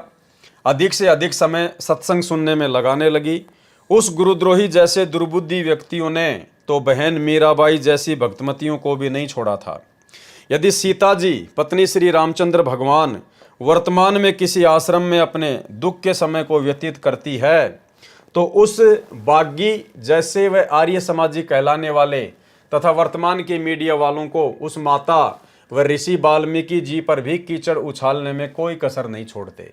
त्रेता युग में गर्भवती सीता जी श्री वाल्मीकि जी के आश्रम में रही, वहाँ लव नामक पुत्र को जन्म दिया। लव 2 वर्ष की आयु का हुआ तो किसी कारण से ऋषि वाल्मीकि जी ने एक लड़का कुश घास से अपनी सिद्धि से उत्पन्न कर दिया था। उस समय के व्यक्ति सभ्य थे, उन्होंने माता सीता पर कोई लांछन नहीं लगाया। वर्तमान के आर्य समाजी व गुरुद्रोही जैसे नकली संत व विवेकहीन मीडिया वाले तो आज उस सती सीता का भी दुष्प्रचार कर डालते, परंतु सांच को आंच नहीं होती। उस ढोंगी ने जिस प्रकार एक अच्छे खानदान की बहन के चरित्र पर कीचड़ उछाला है, उसी प्रकार उस संजय पुत्र श्री बलवान सिंह मिस्त्री गांव करोथा की बड़ी बहन आयु 26 वर्ष व माता भी उस कमरे में अन्य की तरह अपने गुरुदेव के दर्शन व चरण स्पर्श करती थी, क्योंकि उस समय केवल एक ही कमरा था जो 12 गुणा 18 वर्ग फुट का था तथा एक रसोई तथा स्नान घर बना था जिसमें संत रामपाल जी महाराज विश्राम करते थे। एक बड़ा हॉल था जिसमें आश्रम के स्थायी सेवक विश्राम करते थे। उस ढोंगी ने अपनी माता तथा बहन के विषय में क्यों नहीं लिखा? उसकी बहन तथा माता जी भी कभी कभी उसी रसोई घर में महाराज जी की चाय आदि बनाकर आती थी। यदि उसकी पुस्तक में लिखे मिथ्या लेख में सच्चाई थी तो उसी समय क्यों नहीं लिखा जब वह सन 2000 में आश्रम से गया था? बहन सरोज को बदनाम करने का कारण यह है कि एक बार उस संजय कृष्णदास को भक्तों ने फोन सुनने के लिए आश्रम का मोबाइल फोन दे दिया। अब देखना भाइयों और बहनों, हमारी हर प्रकार की भ्रमणा परमात्मा इन पुस्तकों के माध्यम से मिटा देगा। बहुत सारे भाई बहन सोचते हैं अपने परिवार से दुखी होकर, अपने पति से दुखी होकर या अपनी पत्नी से दुखी होकर या अन्य किसी प्रकार की समस्या से दुखी होकर कि मैं तो गुरुजी के आश्रम में जाके भक्ति करूंगा, आश्रम में बहुत अच्छी भक्ति होती है, मैं तो बस आप गुरुजी आ जाएं उसके बाद मैं तो गुरुजी के पास में रहूंगा, आश्रम में रहूंगा, सब कुछ छोड़ छाड़ के। भाइयों और बहनों, ये सतगुरु रामपाल जी परमेश्वर जी की सत भक्ति परिवार में रह के, अपने बाल बच्चों के साथ में रह के, थोड़ा बहुत संघर्ष करते हुए करने की भक्ति है। आश्रम में ये लोग रहा करते थे, वो गुरुद्रोही हो चुका व्यक्ति भी आश्रम में रहा करता था। ये बहन भी आश्रम नज़दीक होने के कारण बहुत ज़्यादा समय आश्रम में रहा करती थी, आश्रम में जाया करती थी बार बार। अब आश्रम में भाइयों और बहनों किस प्रकार से राग द्वेष और ईर्ष्या कूट कूट कर भरी होती है, क्योंकि आप जितना गुरुदेव भगवान के नज़दीक रहोगे, उनके ज्ञान को समझे बिना, जब तक आप अपने गुरुदेव के ज्ञान से पूर्णतया परिचित नहीं होते हैं, और यदि आप जितना गुरुदेव के नज़दीक रहोगे, आप उतना ही अपने गुरुदेव से दूर होने की स्थिति में आ जाओगे, क्योंकि आप अपने गुरुदेव को समझ नहीं पाओगे। आप ज्ञान को आधार ना बनाकर आपस में राग द्वेष ईर्ष्या मनमुटाव के चक्कर में पड़ जाओगे। और यही सब कुछ करोथा आश्रम में होता था, मुख्य मुख्य सेवादारों के बीच में। और भाई और बहनों, उससे भी ज़्यादा गंदगी गुरुदेव के परिवार ने, जब गुरुदेव ने सन 2010 में सतलोक आश्रम बरवाला खोला, उसके बाद इन लोगों ने आश्रम में पैदा कर डाली, जिसके विषय में गुरुदेव ने 2014 बरवाला कांड के बाद पुलिस को बयान भी दिए हैं कि आश्रम में गलत काम हुए, लेकिन वो मैंने नहीं किए, वो मुख्य सेवादारों ने किए। गुरुदेव ने अपने बयानों में सब कुछ जग जाहिर किया हुआ है, लेकिन सतलोक आश्रम मैनेजमेंट हरियाणा, गुरुदेव का परिवार पिछले 10 वर्षों से गुरुदेव भगवान के बयानों की फोटोकॉपी संगत में वायरल नहीं कर रहा है, क्योंकि गुरुदेव ने सीधा सीधा आरोप बरवाला कांड को लेकर सतलोक आश्रम मैनेजमेंट हरियाणा अर्थात राष्ट्रीय समाज सेवा समिति के ऊपर लगाया है। बहन सरोज को बदनाम करने का कारण यह है कि एक बार उस संजय उर्फ कृष्णदास को भक्तों ने फोन सुनने के लिए आश्रम का मोबाइल फोन दे दिया। उस महीने में 4000 रुपये मोबाइल बिल का खर्चा हुआ। संत रामपाल जी महाराज ने बिल देखकर पूछा कि इस बार इतना अधिक बिल कैसे आया है। पहले तो 1000 या 1200 रुपये ही बिल आता था। उस समय वह संजय कृष्णदास उपस्थित नहीं था। उस समय आश्रम में वो गुरुद्रोही व्यक्ति कृष्णदास नहीं था। बहन सरोज तथा 3 सेवक और संत रामपाल जी महाराज के पास बैठे थे। बहन सरोज ने कहा कि यह संजय तो अपने रिश्तेदारों के लिए विवाह के लिए गाड़ियां किराए के लिए आश्रम के फोन द्वारा बुक करवाता है। एक दिन मैंने अपने कानों से सुना और देखा, इसने 4 बार फोन किया। एक बार लगभग 10 व 15 मिनट बातें करता रहा। पूछ रहा था कि मामा जी क्या हाल चाल हैं, गाड़ियों की बुकिंग की चिंता मत करना, मैंने बुकिंग करवा दी है। एक दिन पहले मैं फिर उनसे बात करके समय आदि बता दूंगा। बहन सरोज ने कहा कि मैंने इसको उसी समय कहा था कि भाई तेरा ये कार्य अच्छा नहीं है। आश्रम के फ़ोन से रिश्तेदारों की गाड़ियां बुक करवा रहा है। वह बोला बहन आज ही प्रयोग किया है। देखो भाई और बहन, ये होता है राग द्वेष और ईर्ष्या। उनका पहले से ही मनमुटाव चल रहा था। बहन सरोज का, उस कृष्णदास का और अन्य सेवादारों का आपस में ज्ञान को आधार ना बनाने के चलते, मान बढ़ाई और अहंकार के चलते आपस में काफ़ी बातों को लेकर मनमुटाव चल ही रहा था। और उस बहन को फिर मौका मिल गया गुरुदेव भगवान के सामने जाकर उस गुरुद्रोही हो चुके व्यक्ति की शिकायत करने का। अन्यथा आप जी आश्रम में क्यों जाते हैं? अरे आश्रम में भगवान के दर्शन के लिए जाते हैं, भगवान की भक्ति के लिए जाते हैं। बैठकर आश्रम में अपना सुमरण करो, परमात्मा की चर्चा करो, मालिक की महिमा के शब्द गाओ। गुरुदेव भगवान के पास में जाके किसी की निंदा चुगली करने थोड़ी जाते हैं आश्रम में। अरे परमात्मा जाने, वो अंतर्यामी है, उसका काम जाने। आप क्यों किसी भगत के विषय में उल्टी सीधी बातें बता रहे हो? जिसके जैसे कर्म है, क्या परमात्मा से छुपे हुए हैं? क्या परमात्मा से छुप सकता है? नहीं छुप सकता। लेकिन अज्ञानता के कारण जीव आपस में मनमुटाव करने के चलते, राग द्वेष ईर्ष्या करने के चलते एक दूसरे की टांग खींचने से पीछे नहीं हटता है। और वही की वही सारी गंदगी सन 2010 से उसके बाद सतलोक आश्रम बरवाला में शुरू हो चुकी थी। ना जाने महीने में कितनी आत्माओं की एंट्री होती थी, कितनी आत्माओं की नो एंट्री होती थी। गुरुदेव भगवान के सामने जाकर झूठ सांच बोलकर आत्माओं को आश्रम से बाहर निकलवा दिया जाता था। अगर कोई किसी का विशेष जानकार होता था तो महेंद्र की चापलूसी करके वापस एंट्री करवा लिया करता था। ये ड्रामा इन आश्रमों में चला करता था, जिस ड्रामे से सतगुरु रामपाल जी भगवान बहुत परेशान थे, बहुत दुखी थे। इसीलिए सतगुरु रामपाल जी परमात्मा ने समर्थ होते हुए भी बरवाला कांड जैसी घटना को नहीं रोका। वह बोला बहन आज ही प्रयोग किया है। संत रामपाल जी महाराज ने उस संजय से फोन लेकर भगत सोमवीर दास को दे दिया। अगले महीने फिर वही 1200 रुपये का बिल आया। उस संजय ने अन्य भक्तों को कहा कि मेरी शिकायत सरोज ने की होगी। समय आने पर इस सरोज को बताऊंगा कि निंदा करने का क्या परिणाम होता है। हर क्रिया की प्रतिक्रिया होती है भाई और बहनों, हर क्रिया की प्रतिक्रिया होती है। इसीलिए सतगुरुदेव भगवान हमें सुबह के नित्य नेम में इतनी सारी वाणियां दे रखी हैं कि जो तोको काटा बोवे वाको बोतु फूल, और तोहे फूल को फूल है वाको है त्रिशूल। आप किसी के बारे में कुछ ना कहो। भाई और बहनों, गुरुदेव भगवान ने हमें अपने सत्संगों में संत जयदेव जी की कहानी क्यों सुनाई? मनोरंजन के लिए नहीं सुनाया करते थे। परमात्मा हमें शिक्षा देना चाहते थे, हमें भगत बनाना चाहते थे कि जो जैसा कर्म करेगा समय आने पर अपना भोगेगा। लेकिन ये भगत नहीं समझ पाए और एक दूसरे की शिकायतें, निंदा चुगली गुरुदेव भगवान से करते ही रहते थे। इसने तो उस समय उस गुरुद्रोही व्यक्ति की गुरुदेव से शिकायत की जिस समय वो आश्रम में उपस्थित नहीं था। अगर वो गुरुद्रोही व्यक्ति संजय भी उसी समय गुरुदेव के पास होता तो वो बहन सरोज किसी भी प्रकार की कोई भी शिकायत गुरुदेव से उस व्यक्ति की नहीं करती। लेकिन वो आश्रम में नहीं था, इसलिए उसको मौका मिल गया और उसने सारी की सारी बातें गुरुदेव भगवान को बता दी, अंतर्यामी को। और आगे चल के उसको उसका परिणाम भी भोगना पड़ा। उस व्यक्ति ने उस बहन से राग द्वेष ईर्ष्या कर ली और आगे चलकर उसने जो पुस्तक गुरुदेव भगवान को नीचा दिखाने के लिए छापी, शैतान बना भगवान, उस पुस्तक में उसने उस सरोज बहन का भी जिक्र कर डाला। तो भाई और बहनों, इस बहन ने तो उस समय शिकायत की जिस समय वो गुरुद्रोही व्यक्ति आश्रम में था ही नहीं। और संत जयदेव की कथा में गुरुदेव ने हमें क्या बताया कि जिन ठगों ने संत जयदेव जी के दोनों हाथ काटकर उनको कुएं में धक्का दे दिया था, किसी प्रकार से वो बच बचा के बाहर आया, किसी ने निकाला, वापस उसी राजा के बाग में आ गया। साल भर हो गई। उसके बाद वही दोनों ठग ये सोचकर कि जयदेव तो मर गया, राजा धार्मिक है और हम यदि साधु का भेष बनाकर राजा के पास जाएंगे तो राजा हमें बहुत मान सम्मान देगा और पैसा भी देगा।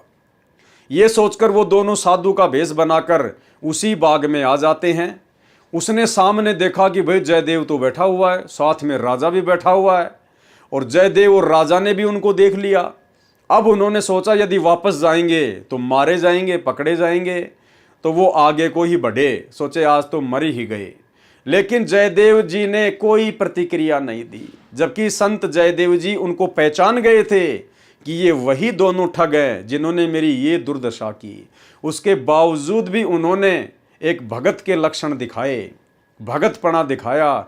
संत जयदेव जी ने राजा से कहा कि राजा जी, ये दो महान संत हैं, इनके चरण छुओ, इनसे आशीर्वाद प्राप्त करो, इनके लिए भोजन का प्रबंध करवाओ। और लगभग 6 महीने जयदेव जी ने उन दोनों ठगों को बिना कुछ बताए कि जैसे मैं तुम्हें जानता ही नहीं हूं, अपने पास में वहीं रखा, अपने भाइयों जैसा उनके साथ में बर्ताव करा। आगे चलकर जैसी करनी उन ठगों की थी उनको प्राप्त हो गई। गुरुदेव की कथा हमने कई बार सुनी है, एक बार फिर से हम ये कथा सुनेंगे, क्योंकि परम संत के मुख कमल से कथा सुनने से भाई और बहनों हमारे असंख्य पापों का नाश होता है। सुनिए। जयदेव की कथा आपको सुनाते हैं, क्योंकि आत्मा में 100 कथा सुन लेंगे, जब एक जोगा असर तो होएगा। कभी तो आत्मा देखो, हम जाते हैं पहलवाना ने जब खाड़े में गुड़ते हुए देखे हैं ना, हमारे गांव में होया करता है खाड़ा, अभी होता 6 महीने वहां पर कुश्ती हो से, हम जाते ना देखने छोटे छोटे, उन पहलवाना ने ठाठा पटक दे दूसरे ने, और वो फिर उन्होंने ठाती दुनिया उनकी जय बोल दी। हमारे मन में भी नो इच्छा होंगी अपना घर क्या लोकमा लंगोट शमवान दे और तेल की मालिश करते और उड़ा बैठक पेलन लाग जाते, अब तक पाछे फिर भूल जाते। क्यों? जो असर तो हुआ ना वो गणा नहीं था, कुछ तो शरीर में जो है ना आदमी की शारीरिक शक्ति भी उत्पन्न हो सके। तो इसी प्रकार अच्छे कर्म के ज्ञान से अच्छी हम देखेंगे तो अच्छा असर पड़ेगा, और बुराई जैसे सिनेमा देखते हैं, सांग देखे हैं तो सांग वाला असर पड़ जाएगा। इसी प्रकार हमारा जो अच्छी कथाएं सुनेंगे, हमारे अंदर जरूर एक बार आस्था होगी कि हम भी कुछ करके दिखाएं, तो थोड़ा नहीं तो गणा नहीं तो थोड़ा तो बनेगा। तो इसी प्रकार कहा है, एक बार एक जयदेव नाम का संत था, उसका एक लड़का हुआ, फिर उसके मन में कुछ घर में कमजोरी भी थी, कुछ वैसे भी भ्रमण की इच्छा हुई, वहां से चल पड़ा। घूमता हुआ एक राजा के बाग में डट गया। राजा रानी पहले बहुत धार्मिक होया करते थे, कोई एक आधा दुष्ट आत्मा होता था राजा, नहीं साधु सेवी सभी होया करते थे। संत को देखा, उसके दर्शन करने की खातिर दोनों आ जाते हैं, राजा और रानी। बैठ गए, चरणा में सिर रखा और साधु से कहा, महाराज कोई ज्ञान विचार सुनाओ। संत कथा सुनाने लग गया, मीठी मीठी कथाएं, रस भरी बातों। उनको सुनकर और राजा रानी का बहुत पसंद आया, हाथ जोड़ लिए, ए स्वामी हम आपके सेवक, आप हमारे मालिक, इस बाग में रहो महाराज। उन्हें सोचा भी चल हमने तो भोजन चाहिए और आप हमारी बात सुन लीजिए, हम अपना भजन करते रहेंगे। कहते हैं साल भर वहां पर जयदेव रहा, फिर कहा कि महाराज मैं एक बार घर होया हूं। राजा बोला महाराज जल्दी आइयो, अब जल्दी आएंगे। के ले जाओ, धन दे दिया काफी, और धन दे दिया, मोर सरफी जोड़े मंगा ली। और 2 ठग वहां पर देखे थे कि यू किद चल रहे थे, ठगा का तो ये काम हो सक चलेगा जब राजा इसको धन देगा। अब वो ठग भी साधु का रूप बना के पहले तैयार बैठे थे, पता लग गया था कि परसों इसने जाना है, परसों तैयार होकर राह में खड़े हो गए। बैठे तो रास्ते में वो जान लग रहा जयदेव से बोले कि महाराज कहाँ चले? कि उस गांव में जाएंगे। कि हम भी उसी गांव में के आसपास दूसरे गांव का नाम ले दिया, उससे पहले कोई आवा था। वो बोला भी ठीक से आप तीनों चलेंगे। हाँ जी बहुत अच्छी बात से, एक ते 2 भले 2 से 3, जंगल का काम से कदे कोई ठग ना ले। जयदेव बड़ा प्रसन्न हुआ कि हे परमात्मा यह भी कृपा कर दी कि रास्ते में हमारा बोल बतला करके समय पास हो जाएगा और रास्ता तय हो जाएगा। वो ठग रास्ते में जा रहे थे, वो तो गए इस काम की खातिर थे। कहने लगे भाई पानी पिएंगे जयदेव? नाम आपस में पूछ ही लेते हैं। हाँ पानी पी लो, लो मैं निकालूंगा पानी। हाँ निकाल पानी। हाँ उससे पहले कहने लगा भाई, हाँ वो पानी निकालने लग गया तो उन्होंने गठड़ी ठा ली एक ने। जयदेव एकदम स्वभाव तो बहुत देर से बदला आदमी का, भाज का गठड़ी जयदेव ने पकड़ दी। नहीं भाई ये तो दक्षिणा है मेरी। उन्हें क्या किया, छिन्ना जपटी करके उस जयदेव के दोनों हाथ काट दिए। वो तो ले रहे थे अर्थ हथियार गिले और ठाक उस कुएं में पिटक दिया। और वह गठड़ी लेकर पैसे लेकर के वो जो थैला था अपना चल पड़े। इतने में कहते बंजारा की वहां पर लाइन, बंजारे आगे पूरी की पूरी डांग आग उतरी। वो पानी लेने की खातिर कुएं में जावस, बाल्टी डाली तो उस नेजू और बाल्टी यानी उस डोल के उसने हाथ फंसा लिए। वो 2-3 जने थे बंजारे, खेचे वो खिंचे नहीं। तो वो कहते भाई क्या सौदा हो गया? वो आवाज दे से भाई मन एक बार बाहर काट दो, मैं कुएं में गिर गया। उन्होंने सोचे कोई व्यक्ति है, उन्हें पकड़ कर बाहर काट लिया। बाहर निकाला, उसके हाथ कट रहे और लहू पड़े, खून निकल रहा। तो बोले भाई क्या लाग गया तेरे? अक ये कर्म लाग गए मेरे। किसने मारा? अक मुझे नहीं मालूम, कुछ नहीं मुंह से कहा, ना बताया। जाके और अपने, क्योंकि बंजारे जंगलों में रहा करते हैं, बहुत बढ़िया बढ़िया जड़ी बूटियां उनके पास होती थी, अपने नायक के पास ले गए, मुखिया के पास ले गए। वहां जाकर बताया तो उस नायक ने वैद बुलाया और वैद ने जड़ी बूटी इसी ला दी कि खून भी बंद और चीस भी बंद, दोनों ठीक हो गए। तो कहने लगे भाई कहां जाएगा? तुझे वहां छोड़ देंगे या हमारे साथ चल, कोई दिक्कत नहीं आने देंगे। कि नहीं, आपके साथ तो मैं नहीं चलूंगा, इस अगले नगर में मुझे छोड़ दीजिए।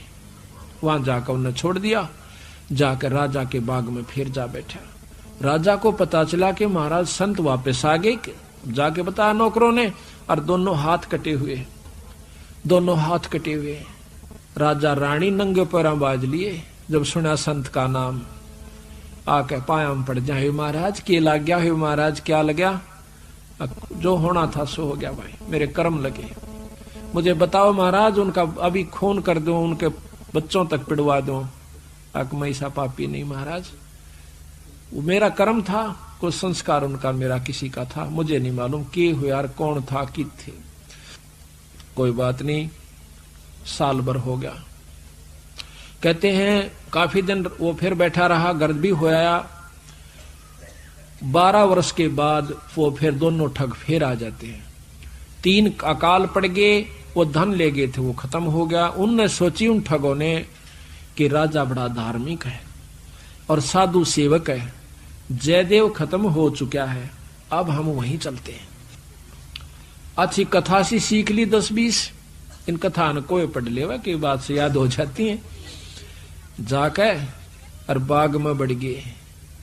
आगे जयदेव बैठा, राजा बैठे, सैनिक बैठे। अब उन ठगा ने जब देख लिया न बाग में सामने ने, मुड़ते ही मोड़ और सामने उसका आश्रम बना रखा था, वो बाहर बैठे बगीचे में। अब उल्टे जा तो पेटे, अब कोई चोर थे उल्टे भागे हैं। अब उन उल्टे ना जाकर आगे न चल दिए। वो तो सोचे थे वो होगा ही नहीं। फिर वो दोनों हाथ कटा हुआ आदमी देखा, उनका शक हो गया को ऐसा तो मरिया कोई ना, किसी ने काट लिया। पर मरते तम गए आज, ईब कोई बचावनिया नहीं से, फिर इलाज भी कुछ नहीं। उससे कहा हाथ पांव जोड़ांगे, शायद रजा करवा दे।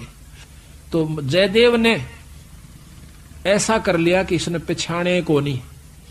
और साधु देख कर कहने लगा राजा से, महाराज ये 2 मेरे दोस्त आ गए, ये बड़े अच्छे साधु संत हैं, राजा इनके चरण लो। राजा ने खड़ा होकर उनके चरण लिए और बिठा दिया, भोजन पानी का प्रबंध करवा दिया।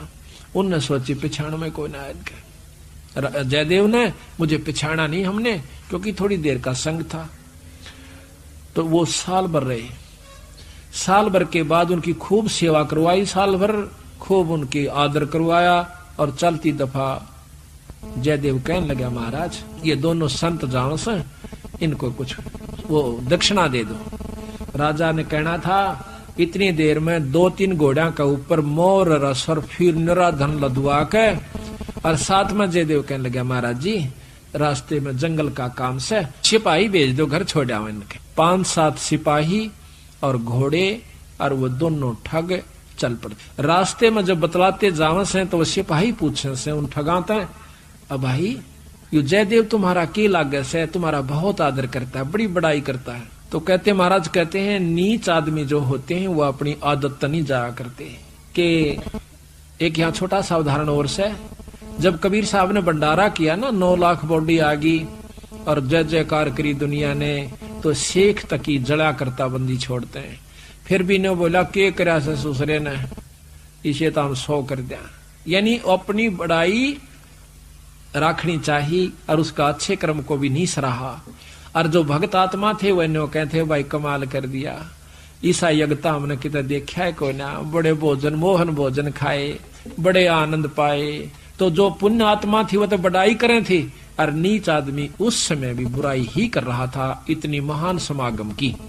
तो यहाँ गरीबदास जी कहते हैं कोई कहे जग जौनार किया, कोई कहे महोछा, और बड़े बड़ाई करा करा यो गाड़ी का डे ओछा। ओछे आदमी जो होते हैं वो गाड़ी निकाला करें, और भले व्यक्ति भलाई करा करे, बड़ाई करा करते हैं।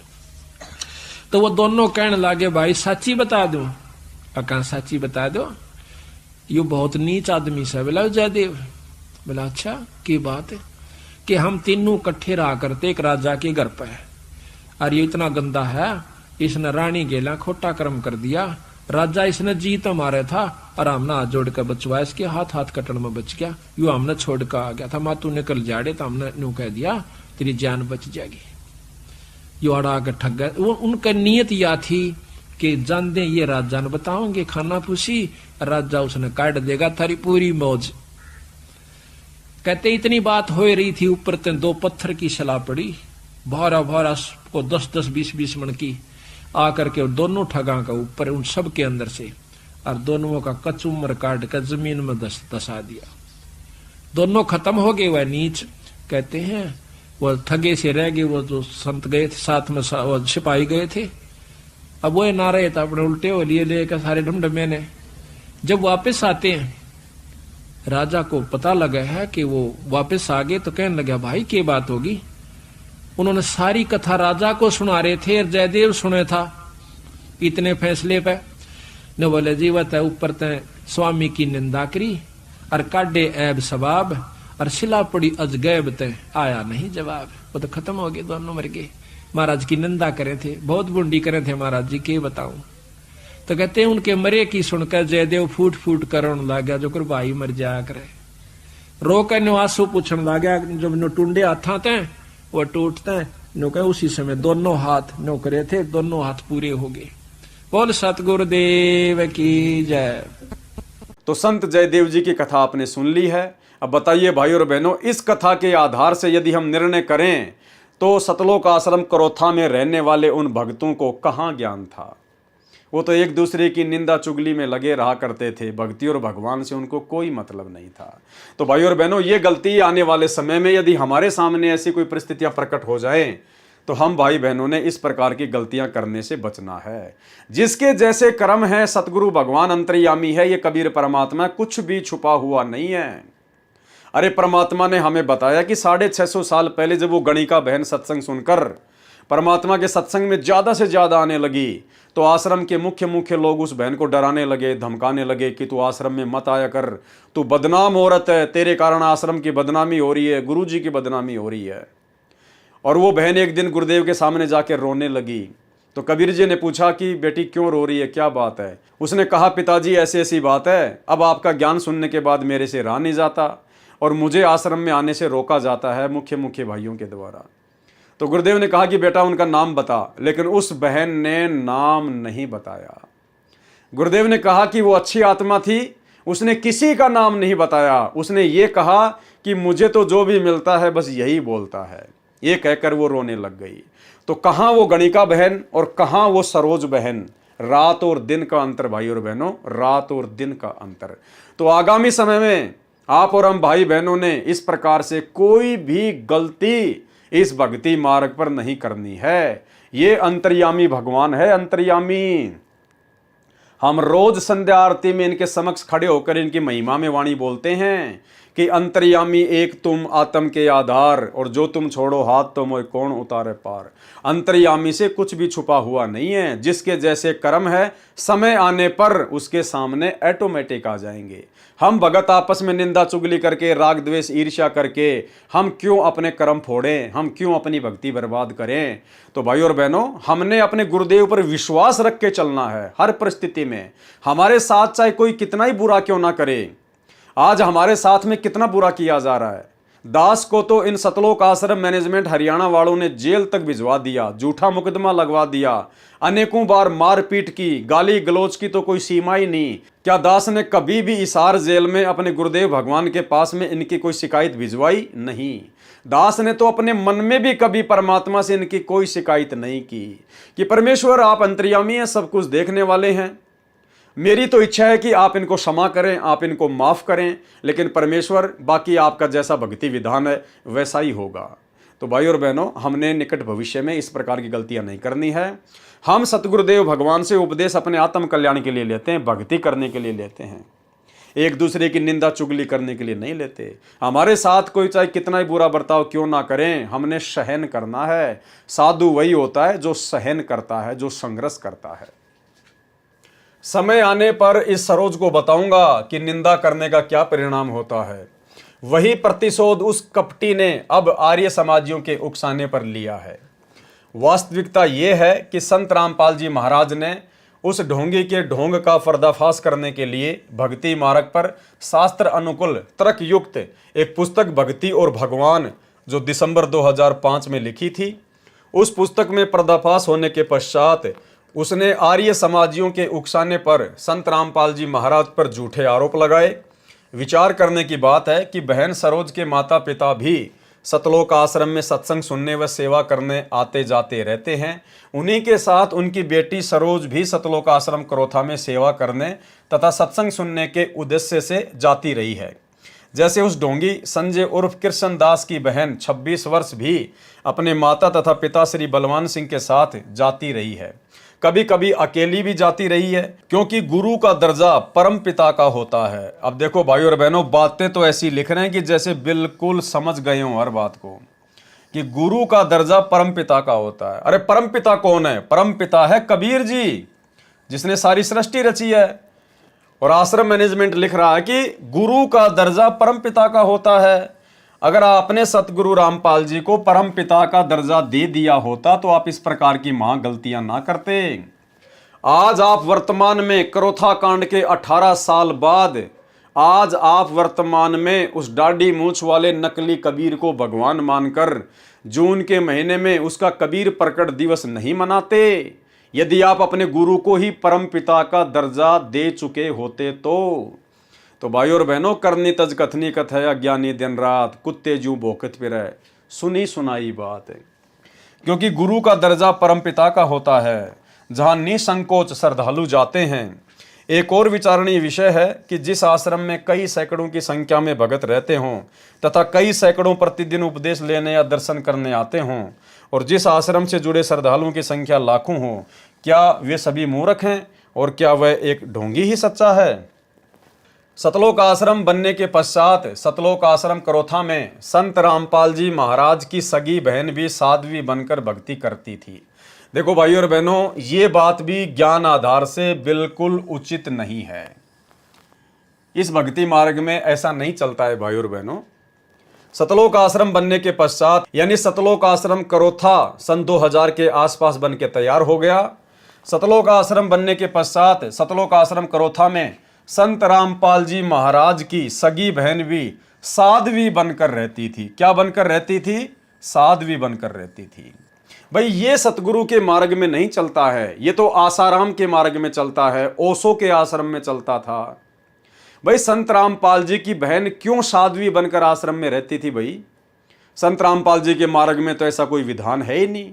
संत रामपाल जी तो कहते अपने घर पे बैठकर भक्ति करो, अपने बाल बच्चों के साथ में भक्ति करो। संत रामपाल जी की बहन कोई विधवा तो थी नहीं। संत रामपाल जी की बहन ऐसा तो है ही नहीं कि उसका कोई परिवार नहीं था, उसके कोई बाल बच्चे नहीं थे। उसका परिवार भी था, उसका पति भी था, उसके बाल बच्चे भी थे, अच्छा खासा परिवार भी था। फिर क्यों परमानेंट साध्वी बनकर सतलोक आश्रम करोथा में रहा करती थी? ये है मनमाना आचरण, ये है ज्ञान को आधार ना बना पाने के चलते गलती।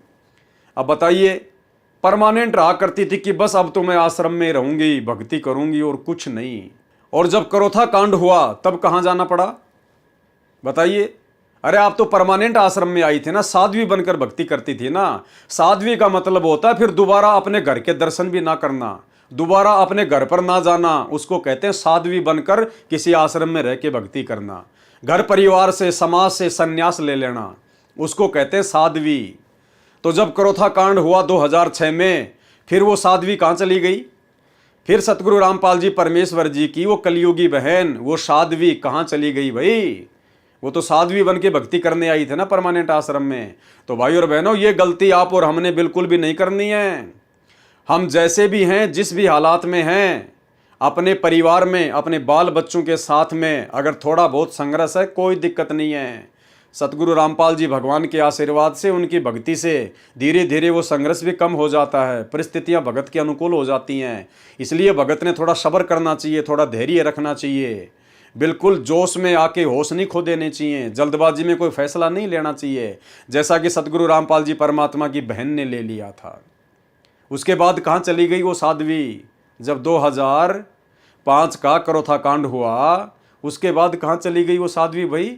वापस उसी घर में जाना पड़ा, वापस उन्हीं बाल बच्चों के पास जाना पड़ा। तो पहले ना रह के अपनी भक्ति कर लेती। तो भाई और बहनों, ये गलती भी आप और हमने बिल्कुल नहीं करनी है। सतलोक आश्रम बनने के पश्चात सतलोक आश्रम क्रोथा में संत रामपाल जी महाराज जी की सगी बहन भी साध्वी बनकर रहती थी। संत रामपाल जी के माता पिता भी आश्रम में भक्ति उद्देश्य से स्थायी रह रहे थे। माता पिता को कोई दिक्कत नहीं है, क्योंकि वो वृद्ध हैं, उनका थोड़ा बहुत समय बचा हुआ था, उनको कोई दिक्कत नहीं है, क्योंकि पास में उनका गांव भी था, वो अपने घर भी जाया करते थे, उसमें कोई दिक्कत नहीं थी। संत रामपाल जी के माता पिता को साधु या साध्वी बन के भक्ति नहीं कर रहे थे, उन्होंने परमानेंट अपने घर को छोड़ नहीं दिया था। क्योंकि यहाँ पर लेखक के द्वारा संत रामपाल जी के मुंह बोले माता पिता के लिए साधु या साध्वी शब्द का प्रयोग नहीं किया गया, लेकिन उनकी बहन के लिए साध्वी शब्द का प्रयोग किया गया है। साध्वी अर्थात जो परमानेंट अपने परिवार को छोड़कर आश्रम में रह के भक्ति करे। क्या ऐसी परिस्थितियों में उस ढोंगी द्वारा लगाया गया झूठा आरोप संभव है?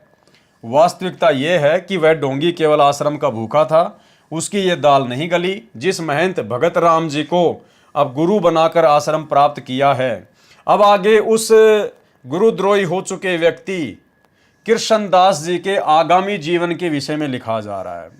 वैसे ये न्याय संगत नहीं है भाई और बहनों, क्योंकि वो गुरुद्रोही घोषित हो चुका था, आश्रम से उसको निकाल दिया गया था। उसके बाद में वो क्या करेगा क्या नहीं करेगा, वो पहले क्या करता था क्या नहीं करता था, हमने उसकी बातों को महत्व नहीं देना चाहिए। लेकिन कुछ एक बातें उसके विषय में लिखी गई हैं, उसके गुरु के विषय में लिखी गई हैं, पुस्तक में लिखी हैं, इसलिए हम लोग इनको पढ़ लेते हैं। अन्यथा हमारा इन बातों में किसी प्रकार का कोई भी इंटरेस्ट नहीं होना चाहिए, उसके कर्म उसके साथ में हैं।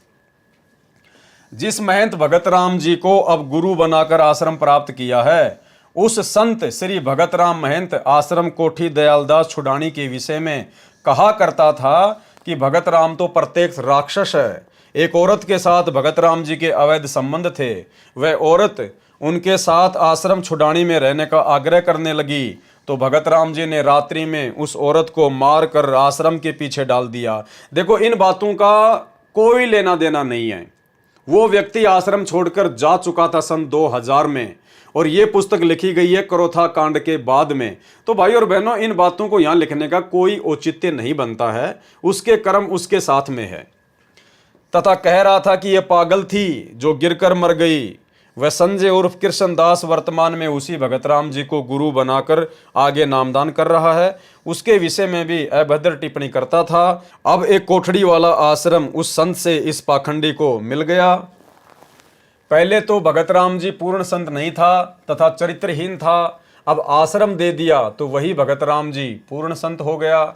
ऐसा पाखंडी व स्वार्थी व्यक्ति संजय उर्फ कृष्णदास, जिसने पुस्तक शैतान बना भगवान लिखी है।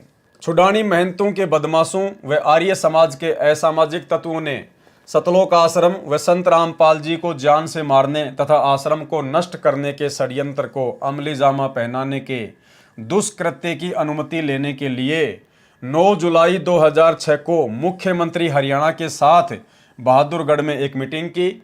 हमें यह नहीं मालूम कि उस मीटिंग में उनकी मुख्यमंत्री हरियाणा श्री भूपेंद्र जी से क्या वार्ता हुई, परंतु उनके हौसले अत्यधिक बुलंद हो गए तथा उनकी विनाशकारी गतिविधियां अत्यधिक तेज हो गई। उन असामाजिक तत्वों ने पुलिस के सहयोग से रोहतक झज्जर सड़क पर आश्रम के दोनों तरफ से 9 जुलाई 2006 को ही जाम लगा दिया, ताकि आश्रम में बहुसंख्या में भगत न आ सकें और न ही कोई आश्रम से बाहर जा सके। इन्हीं दिनों में गुरु पूर्णिमा के अवसर पर 9, 10, 11 जुलाई 2006 को भारी संख्या में भक्तों को सतलोक आश्रम में आना था। 9 जुलाई 2006 से पहले 4-5 हजार श्रद्धालु पहुंच चुके थे। पुलिस प्रशासन के सहयोग से असामाजिक तत्वों ने आश्रम में खाद्य सामग्री तथा अन्य आवश्यक वस्तुओं को भी नहीं आने दिया, बिजली के कनेक्शन को भी काट दिया और पानी की व्यवस्था को भी नष्ट कर दिया। गुरु पूर्णिमा के अवसर पर हजारों शिष्यों ने आना था, लेकिन असामाजिक तत्वों ने पुलिस प्रशासन के सहयोग से आश्रम में नहीं आने दिया। 11 जुलाई 2006 को भी यही स्थिति बनी रही और असामाजिक तत्वों को इकट्ठा किया जाता रहा। इसके साथ ही आश्रम पर आक्रमण करने का प्रबंध भी किया जाता रहा और हथियार, लाठियां, जेड़ियां, देसी कट्टे, पिस्टल, बंदूकें, पेट्रोल बम इत्यादि का इंतजाम किया जाता रहा। 11 जुलाई 2006 की रात को ये असामाजिक तत्व पुलिस की मौजूदगी में लाउड स्पीकर पर धमकी दे रहे हैं कि 12 जुलाई 2006 को आश्रम तथा आश्रम में उपस्थित व्यक्तियों को जला दिया जाएगा, गोलियों से मार दिया जाएगा। भाइयों और बहनों, ये बिल्कुल होना ही होना था, इसमें कोई दो राय नहीं है। काल ने बिल्कुल ऐसा ही करवाना था, क्योंकि ये करोथा आश्रम मैनेजमेंट से संबंधित मुख्य भक्तों की मनमानियों का नतीजा था। सतगुरु रामपाल जी परमात्मा ने अपनी स्व इच्छा से सतलोक आश्रम करोथा को नहीं खोला, नहीं बनाया। आपने देख लिया लिखा हुआ इसी पुस्तक में, भक्तों की सलाह के ऊपर उन्होंने आश्रम ओपन किया था और काल का दाव लगा, ये करोथा कांड हुआ, काल को मौका मिला। तो भाइयों और बहनों, होना यही था जैसा यहाँ पर लिखा जा रहा है ना, बिल्कुल ऐसा ही होना था। सभी भक्तों को जला दिया जाना था, सैकड़ों भक्तों को मार दिया जाना था, हर प्रकार से तांडव मचाया जाना था। लेकिन भाई समर्थ धरती पर है सतगुरु रामपाल जी, यदि कोई सामान्य संत होते तो भाइयों और बहनों, इनकी हड्डियां भी ढूंढने पर नहीं मिलती अंतिम संस्कार के लिए, और भक्तों की दुर्गति होती वो अलग एक इतिहास बन जाता।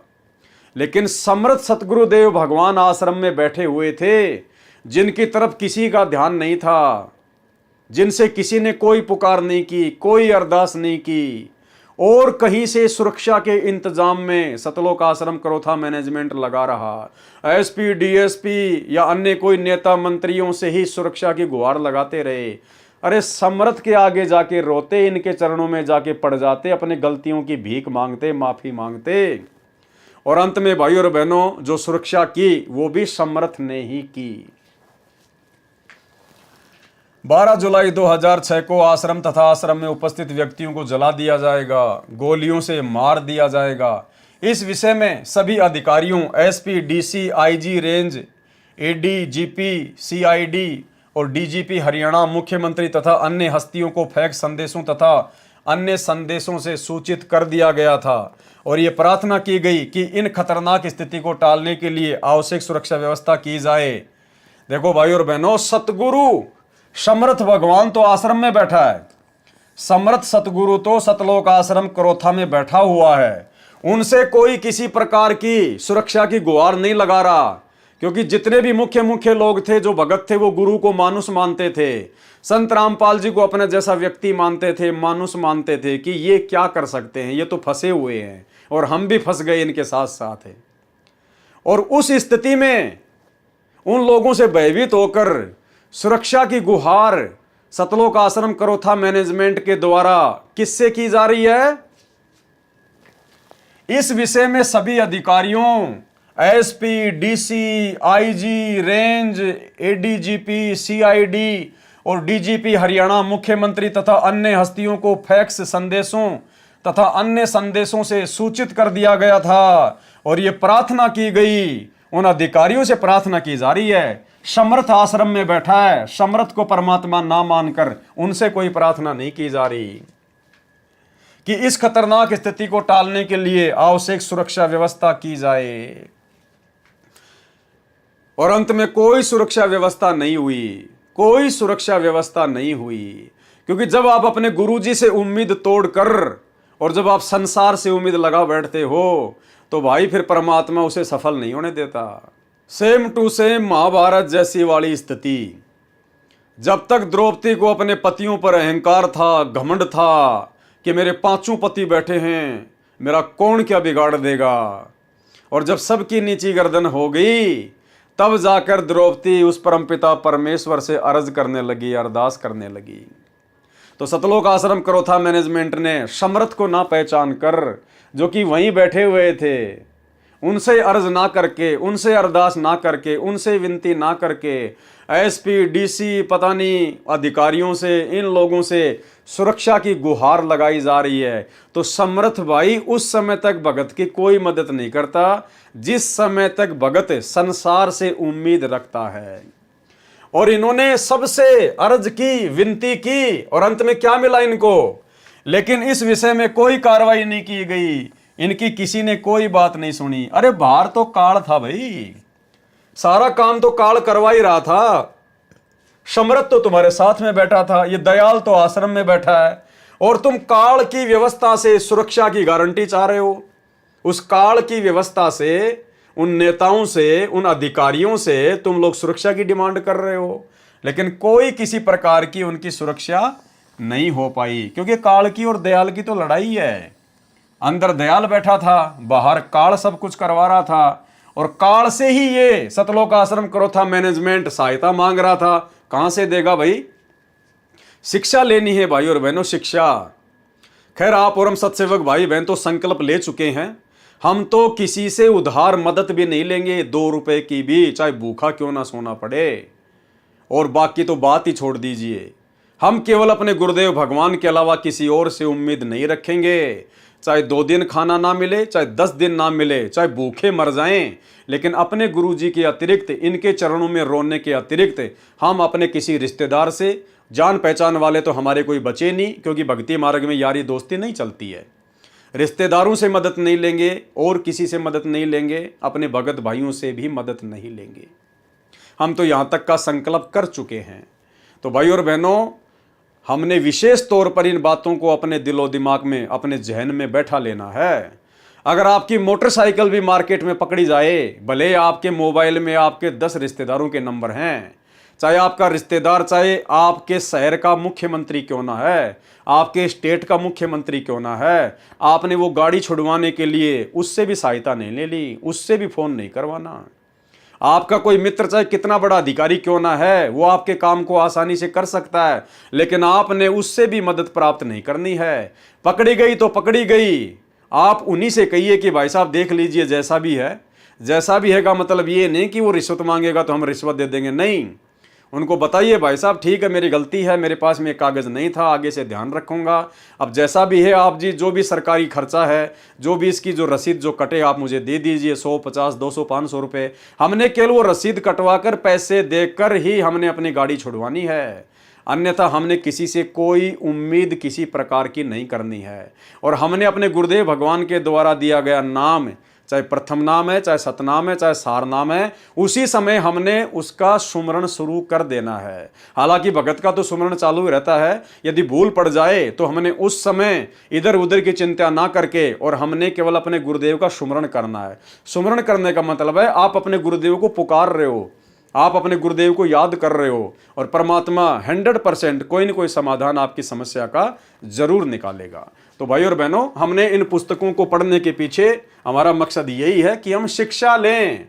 जो गलतियां पहले हमारे भाई बहन कर चुके हैं नादानी में, ज्ञान को आधार ना बना पाने के चलते, हम वो गलतियां दोहराने से बचें, ताकि हम भक्ति पर सफल होकर इसी मनुष्य जन्म में सतलोक प्राप्त कर सकें।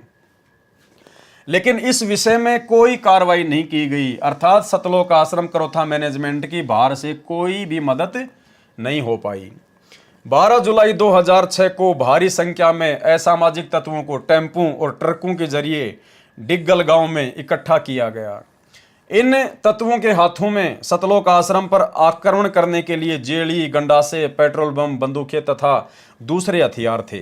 12 जुलाई 2006 को लगभग दिन के 12:30 पर इन लोगों ने सतलोक आश्रम की तरफ धावा बोल दिया। उस समय आश्रम के पास पुलिस उपस्थित थी। आक्रमणकारियों को रोकने की चेष्टा की, पहले पानी छोड़ा, फिर आंसू गैस के गोले दागे, फिर भी आक्रमण करने वाली भीड़ नहीं रुकी तो पुलिस ने गोलियां चलाई। उधर से आक्रमणकर्ताओं ने भी गोलियां चलाई, जिस कारण से कई व्यक्ति घायल हो गए तथा एक की मृत्यु हो गई। आक्रमणकारी फिर भी बाज नहीं आए। पुलिस व प्रशासन के हाथ पांव फूल गए। आश्रम के सामने से दूर जाकर पुलिस व जिले के वरिष्ठ अधिकारी मूक दर्शक बनकर खड़े रहे। अरे तुम तो बाहर से सुरक्षा मांग रहे थे ना, सतलोक आश्रम करोथा मैनेजमेंट वालों, गुरुजी के परिवार वालों, बड़े बड़े भक्तों, तुम तो सतलोक आश्रम करोथा में बैठकर बाहर के प्रशासन से मदद मांग रहे थे, जबकि तुम्हारे आश्रम की सुरक्षा के लिए पहले से जो थोड़े बहुत पुलिस वाले थे वो भी बाद में आश्रम को छोड़ छाड़ के बाहर भाग गए। तुम किससे मदद की उम्मीद कर रहे थे? जो हाईकोर्ट के द्वारा तुमको दिए गए थे सुरक्षा के लिए, अरे वो भी तुम्हें छोड़ छाड़ के भाग गए और तुम बाहर वालों से मदद की उम्मीद कर रहे थे।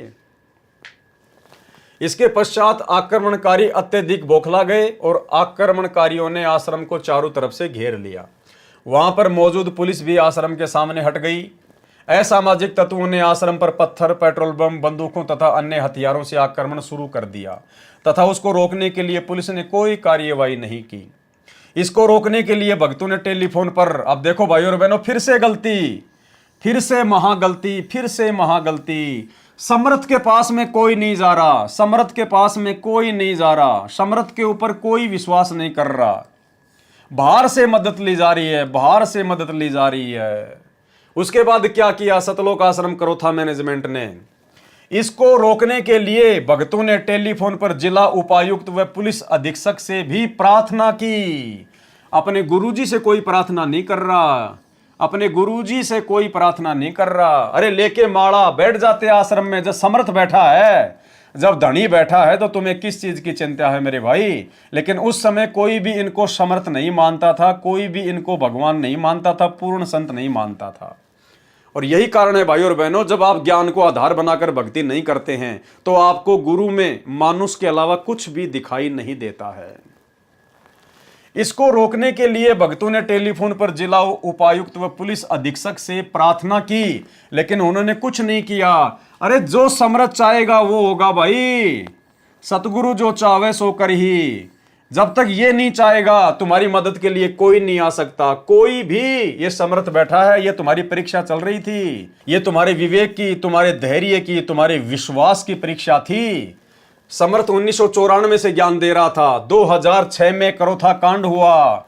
अरे 10-12 वर्षों के बाद में समर्थ तुम्हारी परीक्षा ले रहा था इतना ज्ञान देकर कि तुम्हें अपने गुरु पर विश्वास है या नहीं है, इनकी समर्थता पर विश्वास है या नहीं है। लेकिन इनके ऊपर विश्वास ना करके और बाहर प्रशासन से ही सुरक्षा की गुहार लगाई जा रही है। भाई और बहनों, जिंदगी में गलती मत कर देना। जिंदगी में चाहे कितनी भी बड़ी से बड़ी समस्या क्यों ना आए, एक छोटा सा सत्संग सुनाता हूं गुरुदेव का 40 सेकंड का। गुरुदेव कहते हैं चाहे कितनी भयंकर से भयंकर समस्या क्यों ना आवे, कि बस सब कुछ बर्बाद होने वाला है, कति सर्वनाश होने वाला है। अगर ऐसी भी आपके सामने कोई परिस्थिति पैदा हो जाए तो भी गुरुदेव भगवान कहते हैं कि अपने गुरु पर विश्वास करना। वो परिस्थितियां ऐसे टल जाएंगी जैसे बादलों को हवा उड़ा ले जाती है। तो हमने केवल अपने गुरु पर विश्वास करना है भाई और बहनों। ये पुस्तक पढ़ने का मकसद गुरुदेव के आशीर्वाद से केवल इतना ही है कि जो गलतियां भक्ति मार्ग पर गुरु को मानुष मानकर आप और हमारे से पहले हमारे गुरु भाई बहन कर चुके हैं, वो गलतियां हम निकट भविष्य में करने से बचें, अन्यथा सतलोक से वंचित रह जाएंगे। केवल फॉर्मेलिटी हो जाएगी, फॉर्मेलिटी। अपने आत्माओं हमारा इतना दिल कमजोर हो चुका है कि हम वहां तक बुद्धि उठती नहीं ना, दिल डटता कि हम भगवान पर इतना विश्वास कर सके। जैसे कहते हैं कि तुलसी बेरुआ बाग में सीतत भी मुरझावे, राम भरोसे जो रहे वो पर्वत पर लहरावे। बगीचे के अंदर बूटा लगा दिया, पौधा लगा दिया, सिंचाई करते करते खत्म हो जाता है, मुरझा जाता है। राम भरोसे पर्वत के ऊपर कोई संभालने वाला नहीं, कोई सिंचाई करनिया नहीं। कहते राम भरोसे जो रहे पर्वत पर लहरावे। तो हमारा इतनी बुद्धि उठती नहीं, लेकिन इसको उठाने का ये प्रोसीजर है। एक दिन ऐसी दृढ़ता होगी आपके अंदर, सर्वनाश होता दिखा आपने, आप दृढ़ रहना भगवान के ऊपर। फिर देखना ऐसा बादल टल जाएगा दुख का, तो सोच भी नहीं सकते आप। इसको रोकने के लिए भक्तों ने टेलीफोन पर जिला उपायुक्त व पुलिस अधीक्षक से भी प्रार्थना की, लेकिन उन्होंने कुछ नहीं किया। अपने को चारों तरफ से घिरा देखकर और आश्रम के अंदर मौजूद औरतों, बच्चों और बूढ़ों की सुरक्षा को ध्यान में रखते हुए और आत्मरक्षा को ध्यान में रखते हुए, देखो भाई, अपनी रक्षा के जिम्मेदार भगत ही बने हुए थे। आत्मरक्षा को ध्यान में रखते हुए, यानी आत्मरक्षा सतगुरु नहीं करेगा, कोई विश्वास नहीं किसी प्रकार का, कोई ज्ञान आधार नहीं। आश्रम के अंदर मौजूद औरतों, बच्चों और बूढ़ों की सुरक्षा को ध्यान में रखते हुए और आत्मरक्षा को ध्यान में रखते हुए आक्रमणकारियों को खदेड़ने के मकसद से आश्रम के सुरक्षा दस्ते ने हवाई फायर किए। आश्रम का सुरक्षा दस्ता यानी आश्रम के मुख्य सेवादार जो गुरुजी के बॉडीगार्ड बन के घूमते थे, उन्होंने अपनी आत्मरक्षा के लिए, अपनी खुद की रक्षा के लिए, बच्चों और महिलाओं की रक्षा के लिए उन्होंने कोई भी चारा ना देखकर और हवा में फायर करने शुरू कर दिए। अरे भाई, जब आश्रम में दुनिया की सबसे बड़ी तोप बैठी है, जब आश्रम में सबसे बड़ी मिसाइल बैठी है, उसकी तरफ किसी का ध्यान नहीं है। देखो, ये होता है गुरु को मानुस मानना। बंदूकों पर विश्वास कर लिया, हवाई फायर करनी शुरू कर दी कि हो सकता है बंदूक के शोर से डर के आक्रमणकारी भाग जाएं। अरे उनके पास में सैकड़ों बंदूक है, तुम खुद लिख रहे हो, गंडासे, जेलियां, बंदूक, पेट्रोल बम और अन्य हथियार तुम खुद लिख रहे हो। और तुम्हारे पास आश्रम में 2, 4, 5 बंदूकें होंगी और उनके पास में सैकड़ों बंदूकें, तो क्या हवाई फायर करके तुम बच जाओगे? देखो, ये होता बेबुद्धि का काम भाई और बहनों, बेबुद्धि का काम। ये तो समर्थ था, इसलिए भाई और बहनों बात दबी की दबी रह गई, अन्यथा उस बंदूक को लेके भी ना जाने कितने मुकदमे गुरुदेव पर लगते। ये तो परमात्मा ने व्यवस्था ऐसी कर दी कि ये लेबोरेटरी शुरू हो गई, जांच हो जाती है कि कौन सी बंदूक से मरे, कौन सी बंदूक से नहीं मरे। अन्यथा उस हवाई फायर को लेकर भी ना जाने कितने मुकदमे संत रामपाल जी पे लगा दिए जाते। जितने भी लोग मरे होंगे, घायल हुए होंगे, सारे के सारे इल्जाम आश्रम पे लगा दिए जाते कि आश्रम वालों की बंदूकों से मरा है, आश्रम वालों की बंदूकों से घायल हुए हैं। तो समर्थ शक्तिमान तो आश्रम में बैठा हुआ है और बंदूकों पर विश्वास किया जा रहा है। भाई और बहनों, बहुत बड़ी गलतियां भक्ति मार्ग पर इन लोगों ने की है और आज परमात्मा ने हमें इसीलिए मौका दिया है साथ संगति के माध्यम से कि हम गुरु को मानुष मानने की गलती अपने भविष्य में ना करें, शौपन में भी ना करें। अरे मारने वाला भी यही है और बचाने वाला भी ये है भाई और बहनों। फिर बताओ बंदूक क्या करेगी?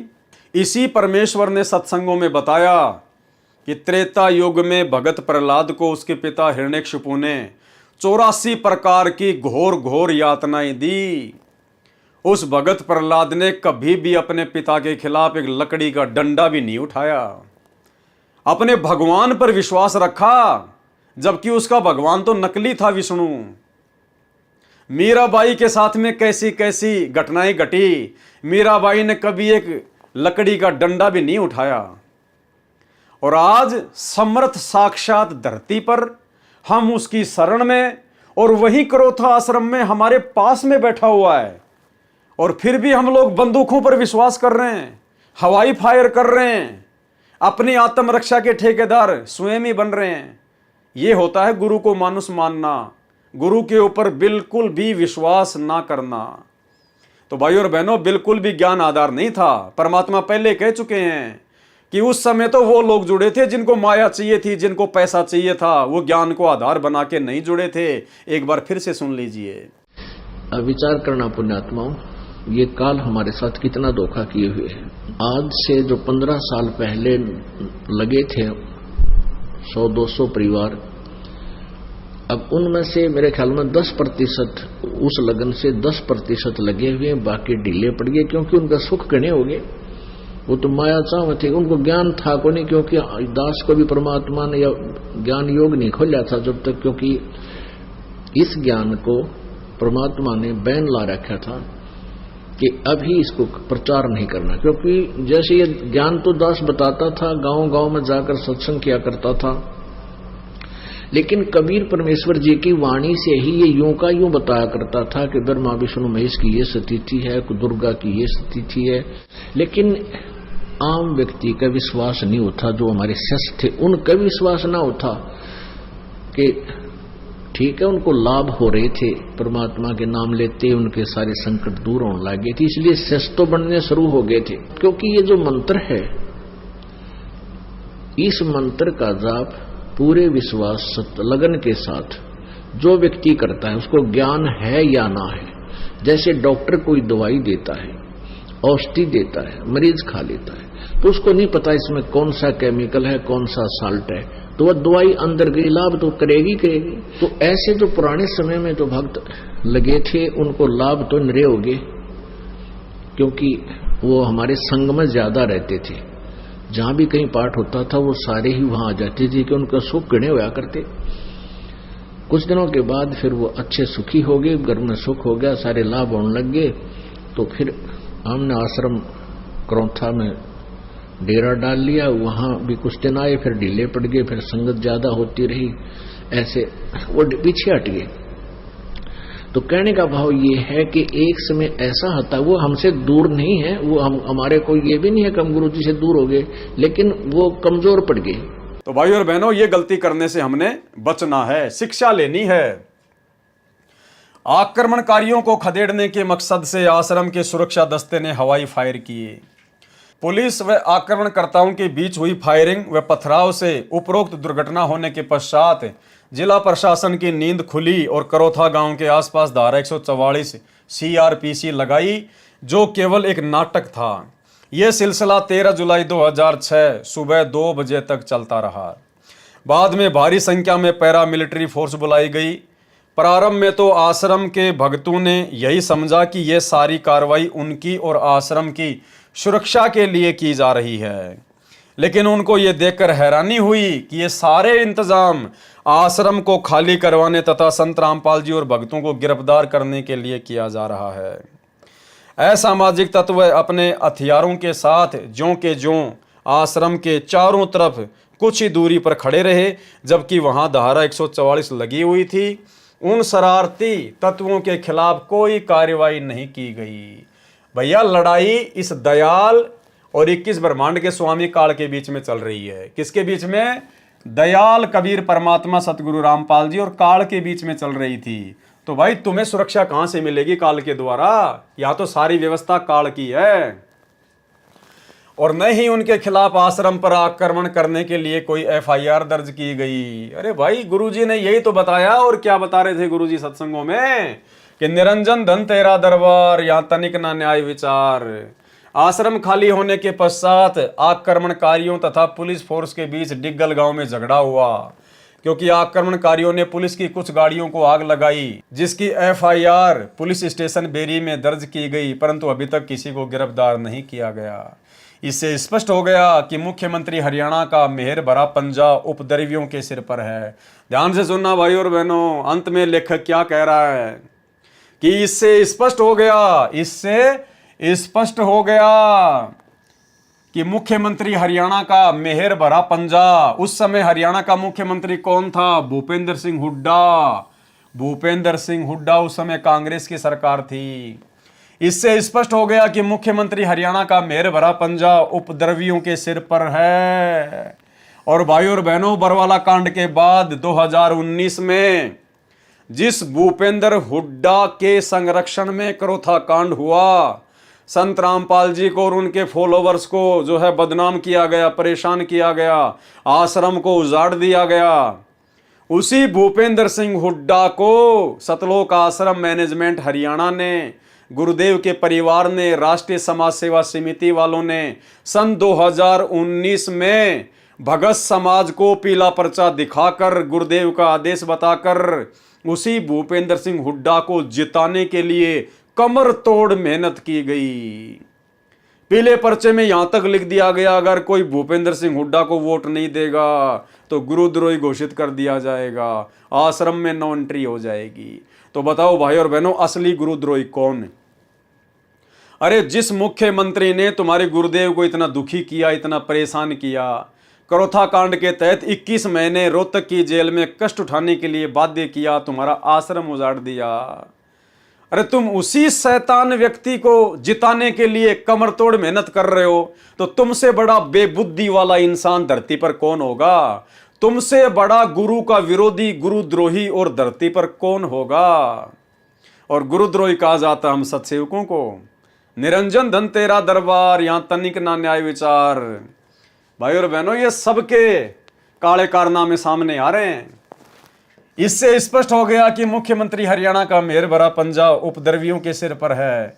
बड़े शर्म की बात है कि प्रशासन ने असामाजिक तत्वों को कितना हौसला दिया कि उन्होंने पुलिस की गाड़ी समेत अन्य वाहनों को भी पुलिस के सामने जलाया, और फिर भी पुलिस ने न तो उनको गिरफ्तार किया और न ही आश्रम के चारों ओर खदेड़ा।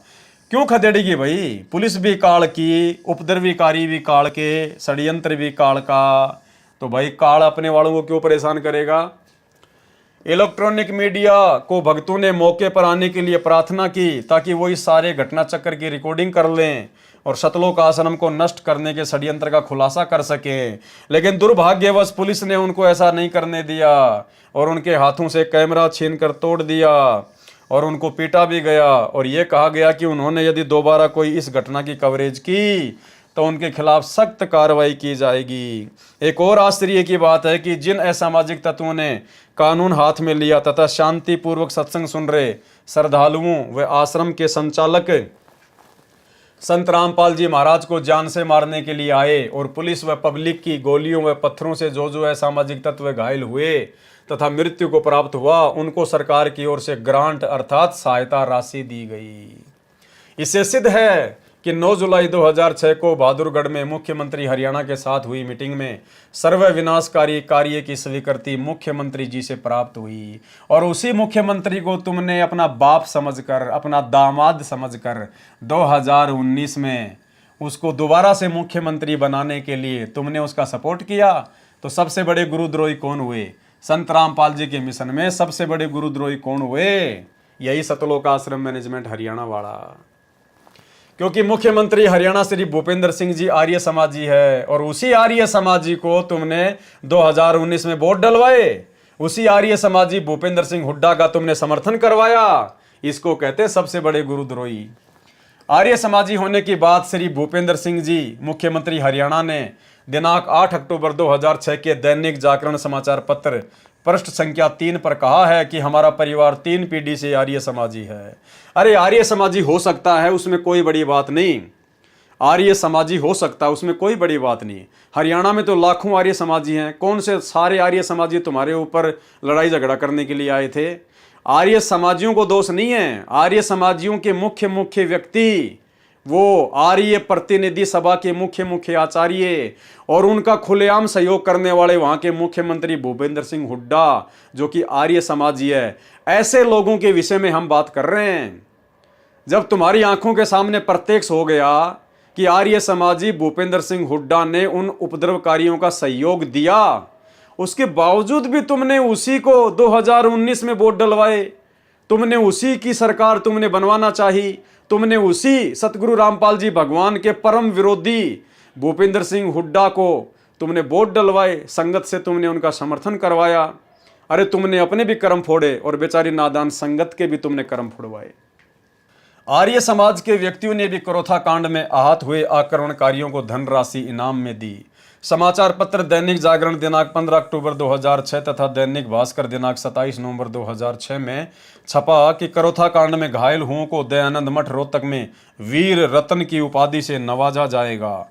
वैसा ही किया गया। और समाचार पत्र दैनिक ट्रिब्यून दिनांक 25 जनवरी 2007 में लिखा है कि करोथा कांड में भाग लेने वाले व्यक्ति जो पहले सम्मानित नहीं हो पाए, वे 31 जनवरी 2007 को बलदेव भवन दयानंद मठ रोहतक में आर्य प्रतिनिधि सभा के प्रधान आचार्य बलदेव की अध्यक्षता में सम्मानित किया जाएगा। 24 सितंबर 2006, 26 नवंबर 2006 तथा 31 दिसंबर 2006 को भी करोथा कांड में भाग लेने वाले आचार्य बलदेव की अध्यक्षता में सम्मानित किए गए थे। इससे स्पष्ट है कि हरियाणा सरकार तथा आर्य समाज का करोथा कांड करने व कराने में पूरा सहयोग था, यानी भूपेंद्र सिंह हुड्डा का पूरा सहयोग था। उसके बावजूद भी तुमने 2019 में उसको अपना दामाद बनाकर, उसको अपना बाप बनाकर और तुमने फिर से उसी की सरकार बनवानी चाहिए। जब रक्षक ही भक्षक हो गए तो गरीब जनता का क्या बनेगा? क्या आश्रम में जाने वाले भारत देश के नागरिक व हरियाणा के वासी नहीं हैं? काल को इन बातों से कोई फर्क नहीं पड़ता है, ना दुनिया को इन बातों से कोई फर्क पड़ता है। तुम लिखते रहो। यदि करोथा कांड को 2 गुटों का झगड़ा माना जाए तो भी 1 गुट वालों को ग्रांट देना भी सरकार की भूमिका पर अमिट दाग है। 13 जुलाई 2006 सुबह लगभग 2:30 बजे पुलिस द्वारा आश्रम को जबरदस्ती खाली करवाया गया और संत रामपाल जी और उनके कई अनुयायियों को गिरफ्तार कर लिया गया। हालांकि जिला प्रशासन ने खाली करवाते वक्त ये वादा किया था कि जो अनुयायी जहां जाना चाहेगा उसे उसी स्थान पर बसों द्वारा भेजा जाएगा। जिला प्रशासन ने यह भी वादा किया था कि संत रामपाल जी और उनके सभी सेवकों को सतलोक आश्रम बरवाला में भेजा जाएगा, लेकिन ऐसा न करके संत रामपाल जी महाराज व उनके कुछ श्रद्धालुओं को गिरफ्तार करके पुलिस स्टेशन में ले जाया गया व अन्य श्रद्धालुओं को रोहतक व पानीपत बस स्टैंड पर छोड़ दिया गया। ये सारी प्रक्रिया इलेक्ट्रॉनिक मीडिया के नोटिस में नहीं आने दी गई और बाद में मीडिया को गलत और बदनामी भरी सूचनाओं से अवगत करवाया गया। जिला प्रशासन ने गैर कानूनी ढंग से आश्रम में 145 CRPC में अटैच करके अपने नियंत्रण में ले लिया और किसी भी भगत को उसके बाद आश्रम तक नहीं पहुंचने दिया। तभी से छुड़ानी आश्रम आर्य समाजी तथा अन्य असामाजिक तत्वों का इतना हौसला बढ़ गया कि उन्होंने संत रामपाल जी, उनके अनुयायी और आश्रम के विरुद्ध चरित्र हनन और बदनाम करने वाली अश्लील गलत कहानियां बनाकर समाचार पत्रों तथा अन्य प्रिंट मीडिया से छपवाई है और मीडिया भी बिना तथ्यों की जांच किए इन शरारतपूर्ण खबरों को छापता रहा। कुछ समाचार पुलिस तथा प्रशासन के स्रोतों से भी छपे हैं जो कि प्रशासन द्वारा आम पब्लिक को गुमराह करने के लिए छपवाए गए हैं, लेकिन बाद में अपने बचाव के लिए उनको नकारा भी है और कहा है कि आश्रम में ऐसी कोई आपत्तिजनक वस्तु नहीं मिली। जो अनुयायी गिरफ्तार नहीं हुए उनको प्रेस से नहीं मिलने दिया गया और जिन्होंने मिलने का प्रयास किया उनको पुलिस ने गिरफ्तार किया। पुलिस प्रशासन व असामाजिक तत्व सरकार की सह पर संत रामपाल जी के शिष्यों को अभी भी परेशान कर रहे हैं और जो भी भगत कचहरी या अन्य स्थानों पर मिलता है उसको असामाजिक तत्वों द्वारा पुलिस की मौजूदगी में पीटा जाता है। प्रशासन मूक दर्शक बनना रहता है और उनके विरुद्ध कोई कार्रवाई नहीं कर रहा, जबकि धारा 144 लगाने का ऐलान हो चुका है। अब ये सब कुछ क्यों हुआ भाई और बहनों? सब कुछ क्यों हुआ? गुरु को मानुष मानने के चलते जो जमीन सतगुरु रामपाल जी परमात्मा की आज्ञा के बिना, उनके आदेश के बिना, उनसे अनुमति प्रदान किए बिना सतलोक आश्रम करोथा मैनेजमेंट ने जो ज़मीन दान में ली, उसी ज़मीन के ऊपर आगे चल के लफड़ा हुआ। इन्होंने उस ज़मीन के बारे में ज़्यादा बातें नहीं लिखी। उसी ज़मीन को लेकर फिर आर्य समाजियों को मौका मिल गया आश्रम के ऊपर धावा बोलने के लिए। भाई क्यों तुम लोगों ने ज़बरदस्ती अपने गुरुदेव भगवान को सलाह दे के सतलोक आश्रम करोथा खुलवाया? अरे गुरुदेव भगवान तो गांव गांव जाकर, नगर नगर जाकर टेंट लगाकर 3-3 दिन का पाठ करके अपना प्रचार करना रहे थे। अगर गुरुदेव ने आश्रम खोलना होता, इनको आवश्यकता होती, तो गुरुदेव तो समर्थ है भाई, ये तुम्हें बोल देते कि बच्चों आश्रम का इंतजाम करो। लेकिन तुम लोगों ने डेढ़ शाणे बनकर गुरु को सलाह दे दी अर्जुन और सर्जुन की तरह, और भाई जीव के द्वारा सतगुरु को दी गई सलाह फिर आगे चलकर करोथा कांड का रूप धारण कर लेती है।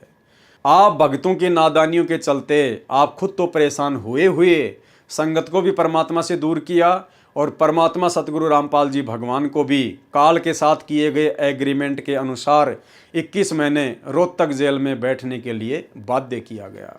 तो भाई और बहनों, हमने सतगुरु के काम में कभी भी कोई टांग नहीं अड़ानी चाहिए, ये हमने शिक्षा लेनी है।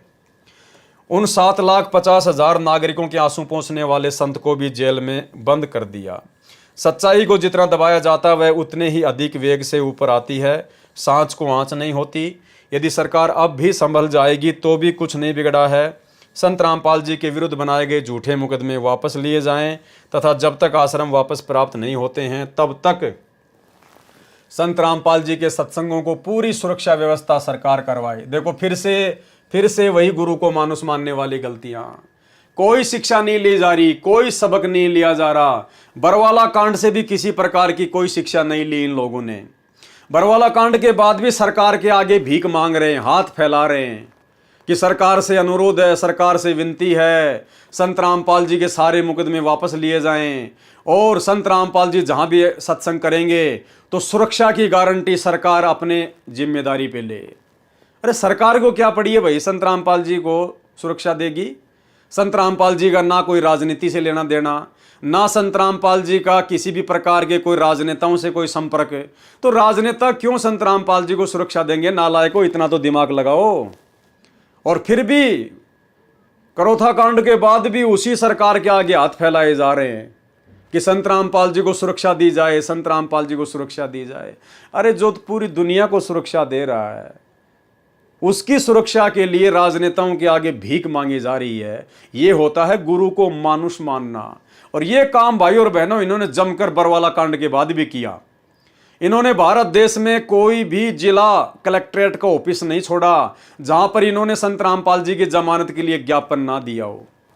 अरे मुकदमा चल रहा हरियाणा में, तुम ज्ञापन दे रहे हो मध्य प्रदेश में, एमपी में, यूपी में। अरे वहां के जिला कलेक्टर को क्या लेना देना है और कौन उनकी मानेगा? लेकिन बेबुद्धि के काम किए इन्होंने, धरने, प्रदर्शन, रैलियां। भगत बेचारे नादान है, गुरु जी का नाम लेके उनको रैलियों में ठोक दिया।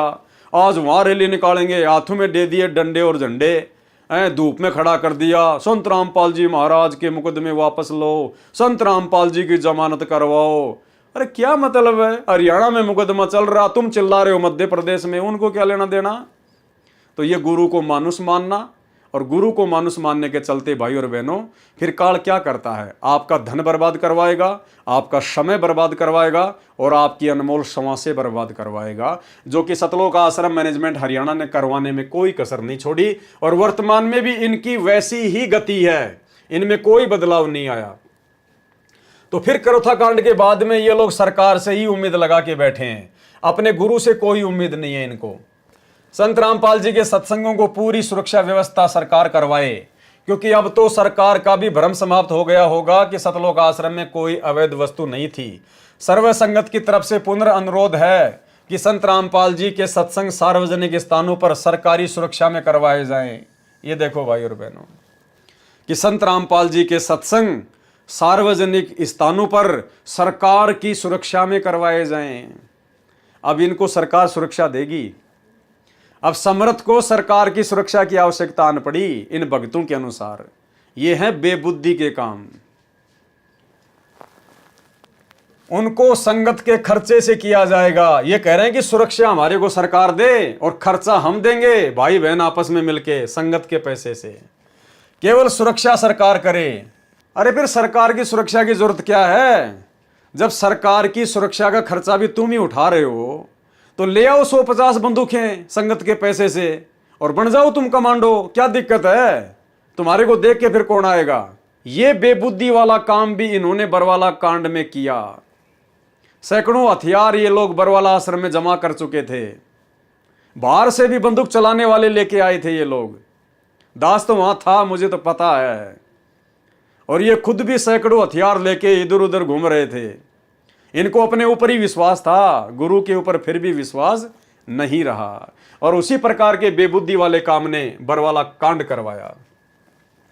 यदि किसी व्यक्ति, आचार्य, महंत, संत या संस्था व पंथ को संत रामपाल जी महाराज द्वारा दिए गए सत्संग या विचारों में आपत्ति है, यदि उन्हें लगता है कि संत रामपाल जी महाराज उनके संत, महर्षियों या पंथों के प्रवर्तक के विषय में गलत व्याख्यान कर रहे हैं, तो वे भी लेख प्रतिलेख द्वारा समाधान करा सकते हैं। कानून को हाथ में न लेकर न्यायालय में जा सकते हैं। यदि सरकार संत रामपाल जी के सत्संग करवाने की सुरक्षा व्यवस्था नहीं करती है, क्या लिख रहे हैं भाई बहनों, ध्यान रखना क्या लिख रहे हैं सतलोक आश्रम मैनेजमेंट हरियाणा वाले। यदि सरकार संत रामपाल जी के सत्संग करवाने की सुरक्षा व्यवस्था नहीं करती है तो सरकार की नीयत साफ नहीं है। यदि कोई उपाय नहीं किया गया तो संघर्ष का मार्ग अपनाना पड़ेगा, लड़ाई झगड़ा करना पड़ेगा, हमारे को खुद ही हथियार लेके आने पड़ेंगे। ये देखो फिर वही काम इन्होंने सतलोक आश्रम बरवाड़ा में किया। भक्तों को जबरदस्ती कमांडो बनाया, भक्तों के हाथों में हथियार पकड़ा दिए। यही है वो कारण भाई और बहनों। देख लो इनकी नीयत साफ साफ है। यदि कोई उपाय नहीं किया गया, यदि सरकार ने संत रामपाल जी को सुरक्षा नहीं दी, कौन कह रहा है? सतलोक आश्रम मैनेजमेंट हरियाणा। यदि कोई सरकार की तरफ से उपाय नहीं किया गया तो संघर्ष का मार्ग अपनाना पड़ेगा। इनके कहने का मतलब समझ गए कि हम गुंडे मवाली बनेंगे, हम फिर हथियार खरीद के लाएंगे और अगर फिर से ऐसी कोई घटना होती है तो आमने सामने ठोकेंगे फिर। और वो इन्होंने पूरा का पूरा काम बरवाला कांड में कर लिया था भाई और बहनों। पूरा का पूरा षड्यंत्र यही था, आमने सामने होके ठोकने ठुकने का षड्यंत्र था, लेकिन समर्थ धरती पर प्रकट था। ये तो मालिक ने दया बख्शी, वरना 6 नहीं कम से कम 600 लोग मरते, 600 लोग। ये है बेबुद्धि के काम। और ऐसी घटनाएं काल क्यों घटित करवाता है? गुरु को मानुष मानने के चलते उन भक्तों के अंदर कुप्रेरणा करके फिर काल आवश्यकता से अधिक मनमानियां करवाता है। और गुरु कुछ नहीं बोलेगा भाई, ये तो सृष्टि रचना में गुरु ने बता दिया कि भाई मेरा तो काल के साथ एग्रीमेंट है कि परमात्मा आप केवल अपना ज्ञान प्रचार करना, आप जबरदस्ती ना करना। जो आपके ज्ञान को समझ के आपकी भक्ति करे केवल उसी को सतलोक लेके जाना, बाकी मेरा भोजन यहीं छोड़ देना। तो ये भगवान अपने वचन का पक्का है, ये अपना वचन नहीं तोड़ सकता, ये जोर जबरदस्ती नहीं कर सकता। फिर आने वाले समय में जो जैसा करेगा वैसा ही अपना भोगेगा। 8 साल से भगोड़े बन के घूमते रहे संत रामपाल जी के परिवार वाले। फिर कभी संत रामपाल जी का कलियुगी बेटा पकड़ा गया, कभी उनका भाई पकड़ा गया, कभी और भगत पकड़े गए, सब कुछ तितर बितर कर दिया इन्होंने। लेकिन ये समर्थ है, परमात्मा है, बंदी छोड़ है धरती पर, इसलिए इनके बच्चे इनकी समर्थता से फिर वापस जुड़ गए, एक हो गए। अन्यथा भाई और बहनों, संत रामपाल जी के मार्ग का तो नामो निशान भी नहीं मिलता। जिस प्रकार से सतलोक आश्रम मैनेजमेंट हरियाणा ने काल प्रेरित होकर गुरु को मानुष मानकर जो मनमानियां सतलोक आश्रम बरवाला में की थी, जिस कारण से इतना बड़ा कांड हुआ। तो भाई और बहनों, हमने शिक्षा लेनी है, शिक्षा। यदि कोई उपाय नहीं किया गया तो संघर्ष का मार्ग अपनाना पड़ेगा। संघर्ष यानी फिर भाई लड़ाई झगड़े का मार्ग अपनाना पड़ेगा। जैसे को तैसा, ईंट का जवाब पत्थर से देना पड़ेगा। हरियाणा सरकार के मुख्यमंत्री जी बड़े मेहरबान हैं। जो व्यक्ति कानून हाथ में लेकर उपद्रव करते हैं, यदि उनको हानि हो जाती है तो लाखों रुपए की ग्रांट दी जाती है। तो ये है भाई और बहनों, गुरु को मानुष मानने के चलते जो गलतियां काल करवाता है, वो गलतियां और उन गलतियों के परिणाम आप जियों के समक्ष इस पवित्र पुस्तक क्रोथा कांड का रहस्य के अंदर अंकित हैं। सतगुरु रामपाल जी भगवान ने आप और हम सत्सेवकों पर मेहर बख्शी है। परमात्मा ने हमें सद्बुद्धि दी, मालिक ने हमें समय दिया, हमें मौका दिया। आज ये रहस्य, जिन रहस्यों से आज भी 99% संगत अनजान है। क्रोथा कांड क्यों हुआ, असल वजह क्या है, भक्तों ने क्या क्या गलतियां की, ये सारी वजह से, और बरवाला कांड की गलतियां, इन सभी घटनाओं से संत रामपाल जी की 99% संगत बेचारी अनजान है। और इसी अनजानपने का फायदा गुरुदेव का परिवार उठा रहा है, सतलोक आश्रम मैनेजमेंट हरियाणा उठा रहा है। उसी संगत को, बेचारी को धार्मिक धंधे के लिए मोहरा बना लिया। वर्तमान में जगह जगह सतलोक आश्रम खोल दिए गए मनमानी करते हुए, जैसे क्रोथा आश्रम खुलवाया था कभी। तो भाई और बहनों, आगे चल के क्या होगा ये भी आपकी आंखों के सामने है। जब पहली वाली मनमानियों के कारण ऐसा हुआ, तो वर्तमान में जो मनमानियां की जा रही है उनका क्या परिणाम निकलेगा, और क्या परिणाम इस नादान संगत को भुगतना पड़ेगा, और क्या परिणाम गुरुदेव के परिवार को भुगतना पड़ेगा, इस मैनेजमेंट को भुगतना पड़ेगा। खैर, इनके कर्म इनके साथ में है। हमें तो वर्तमान में इन सब चीज़ों को आधार बनाकर स्वयं को इस भक्ति मार्ग पर सावधान करके चलना है। हमने केवल इतना ही करना है, बाकी तो मालिक का विधान है, समय आने पे पूरा अवश्य होगा। जो जैसा करेगा, जिसकी जैसी करनी है, स्वयं ने ही भरनी है। हमने उनके विषय में कुछ नहीं कहना है। संगत को जरूर हम सच्चाई से परिचित करवाएंगे, क्योंकि परमात्मा कहते हैं साचा शब्द कबीर का प्रकट किया जगमाही, और जैसे को तैसा कहे सो तो निंदा नहीं। सच को सच कहना, सच्चाई समाज तक पहुंचाना, ये निंदा का काम नहीं, महापरोपकार का काम है। तो भाई और बहनों, हमारी तो विनती है, आप जितने भी भाई बहन इन आश्रमों से जुड़े हुए हैं गुरुदेव भगवान की गैर हाजिरी में, सभी लोग साथ संगति की वीडियो देखना शुरू करो। और साथ संगति की वीडियो देखने के लिए फेसबुक पर जाइए, सर्च कीजिए पवन दास इज़ लाइव। अगर समझ सको तो समझ लेना, अपनी भक्ति मर्यादाओं को बचा सको तो बचा लेना। बाकी परमात्मा का काल के साथ एग्रीमेंट है, परमात्मा ज़बरदस्ती नहीं करेगा। ज्ञान देने में, समझाने में परमात्मा ने कोई कमी छोड़ी नहीं है। बाकी भैया, हम गधे नहीं हैं, इंसान हैं, थोड़ा बहुत तो हमने भी समझना पड़ेगा। तो आज के इस वीडियो में केवल इतना ही। गुरुदेव भगवान हम सभी को आशीर्वाद दें, इजाज़त दें। कल रात्रि 9 बजे गुरुदेव आशीर्वाद देंगे, फिर से आप सभी के सामने आएंगे और तमाम घटनाओं के ऊपर फिर से चर्चा करेंगे। बंदी छोड़ सतगुरु रामपाल जी भगवान की जय हो।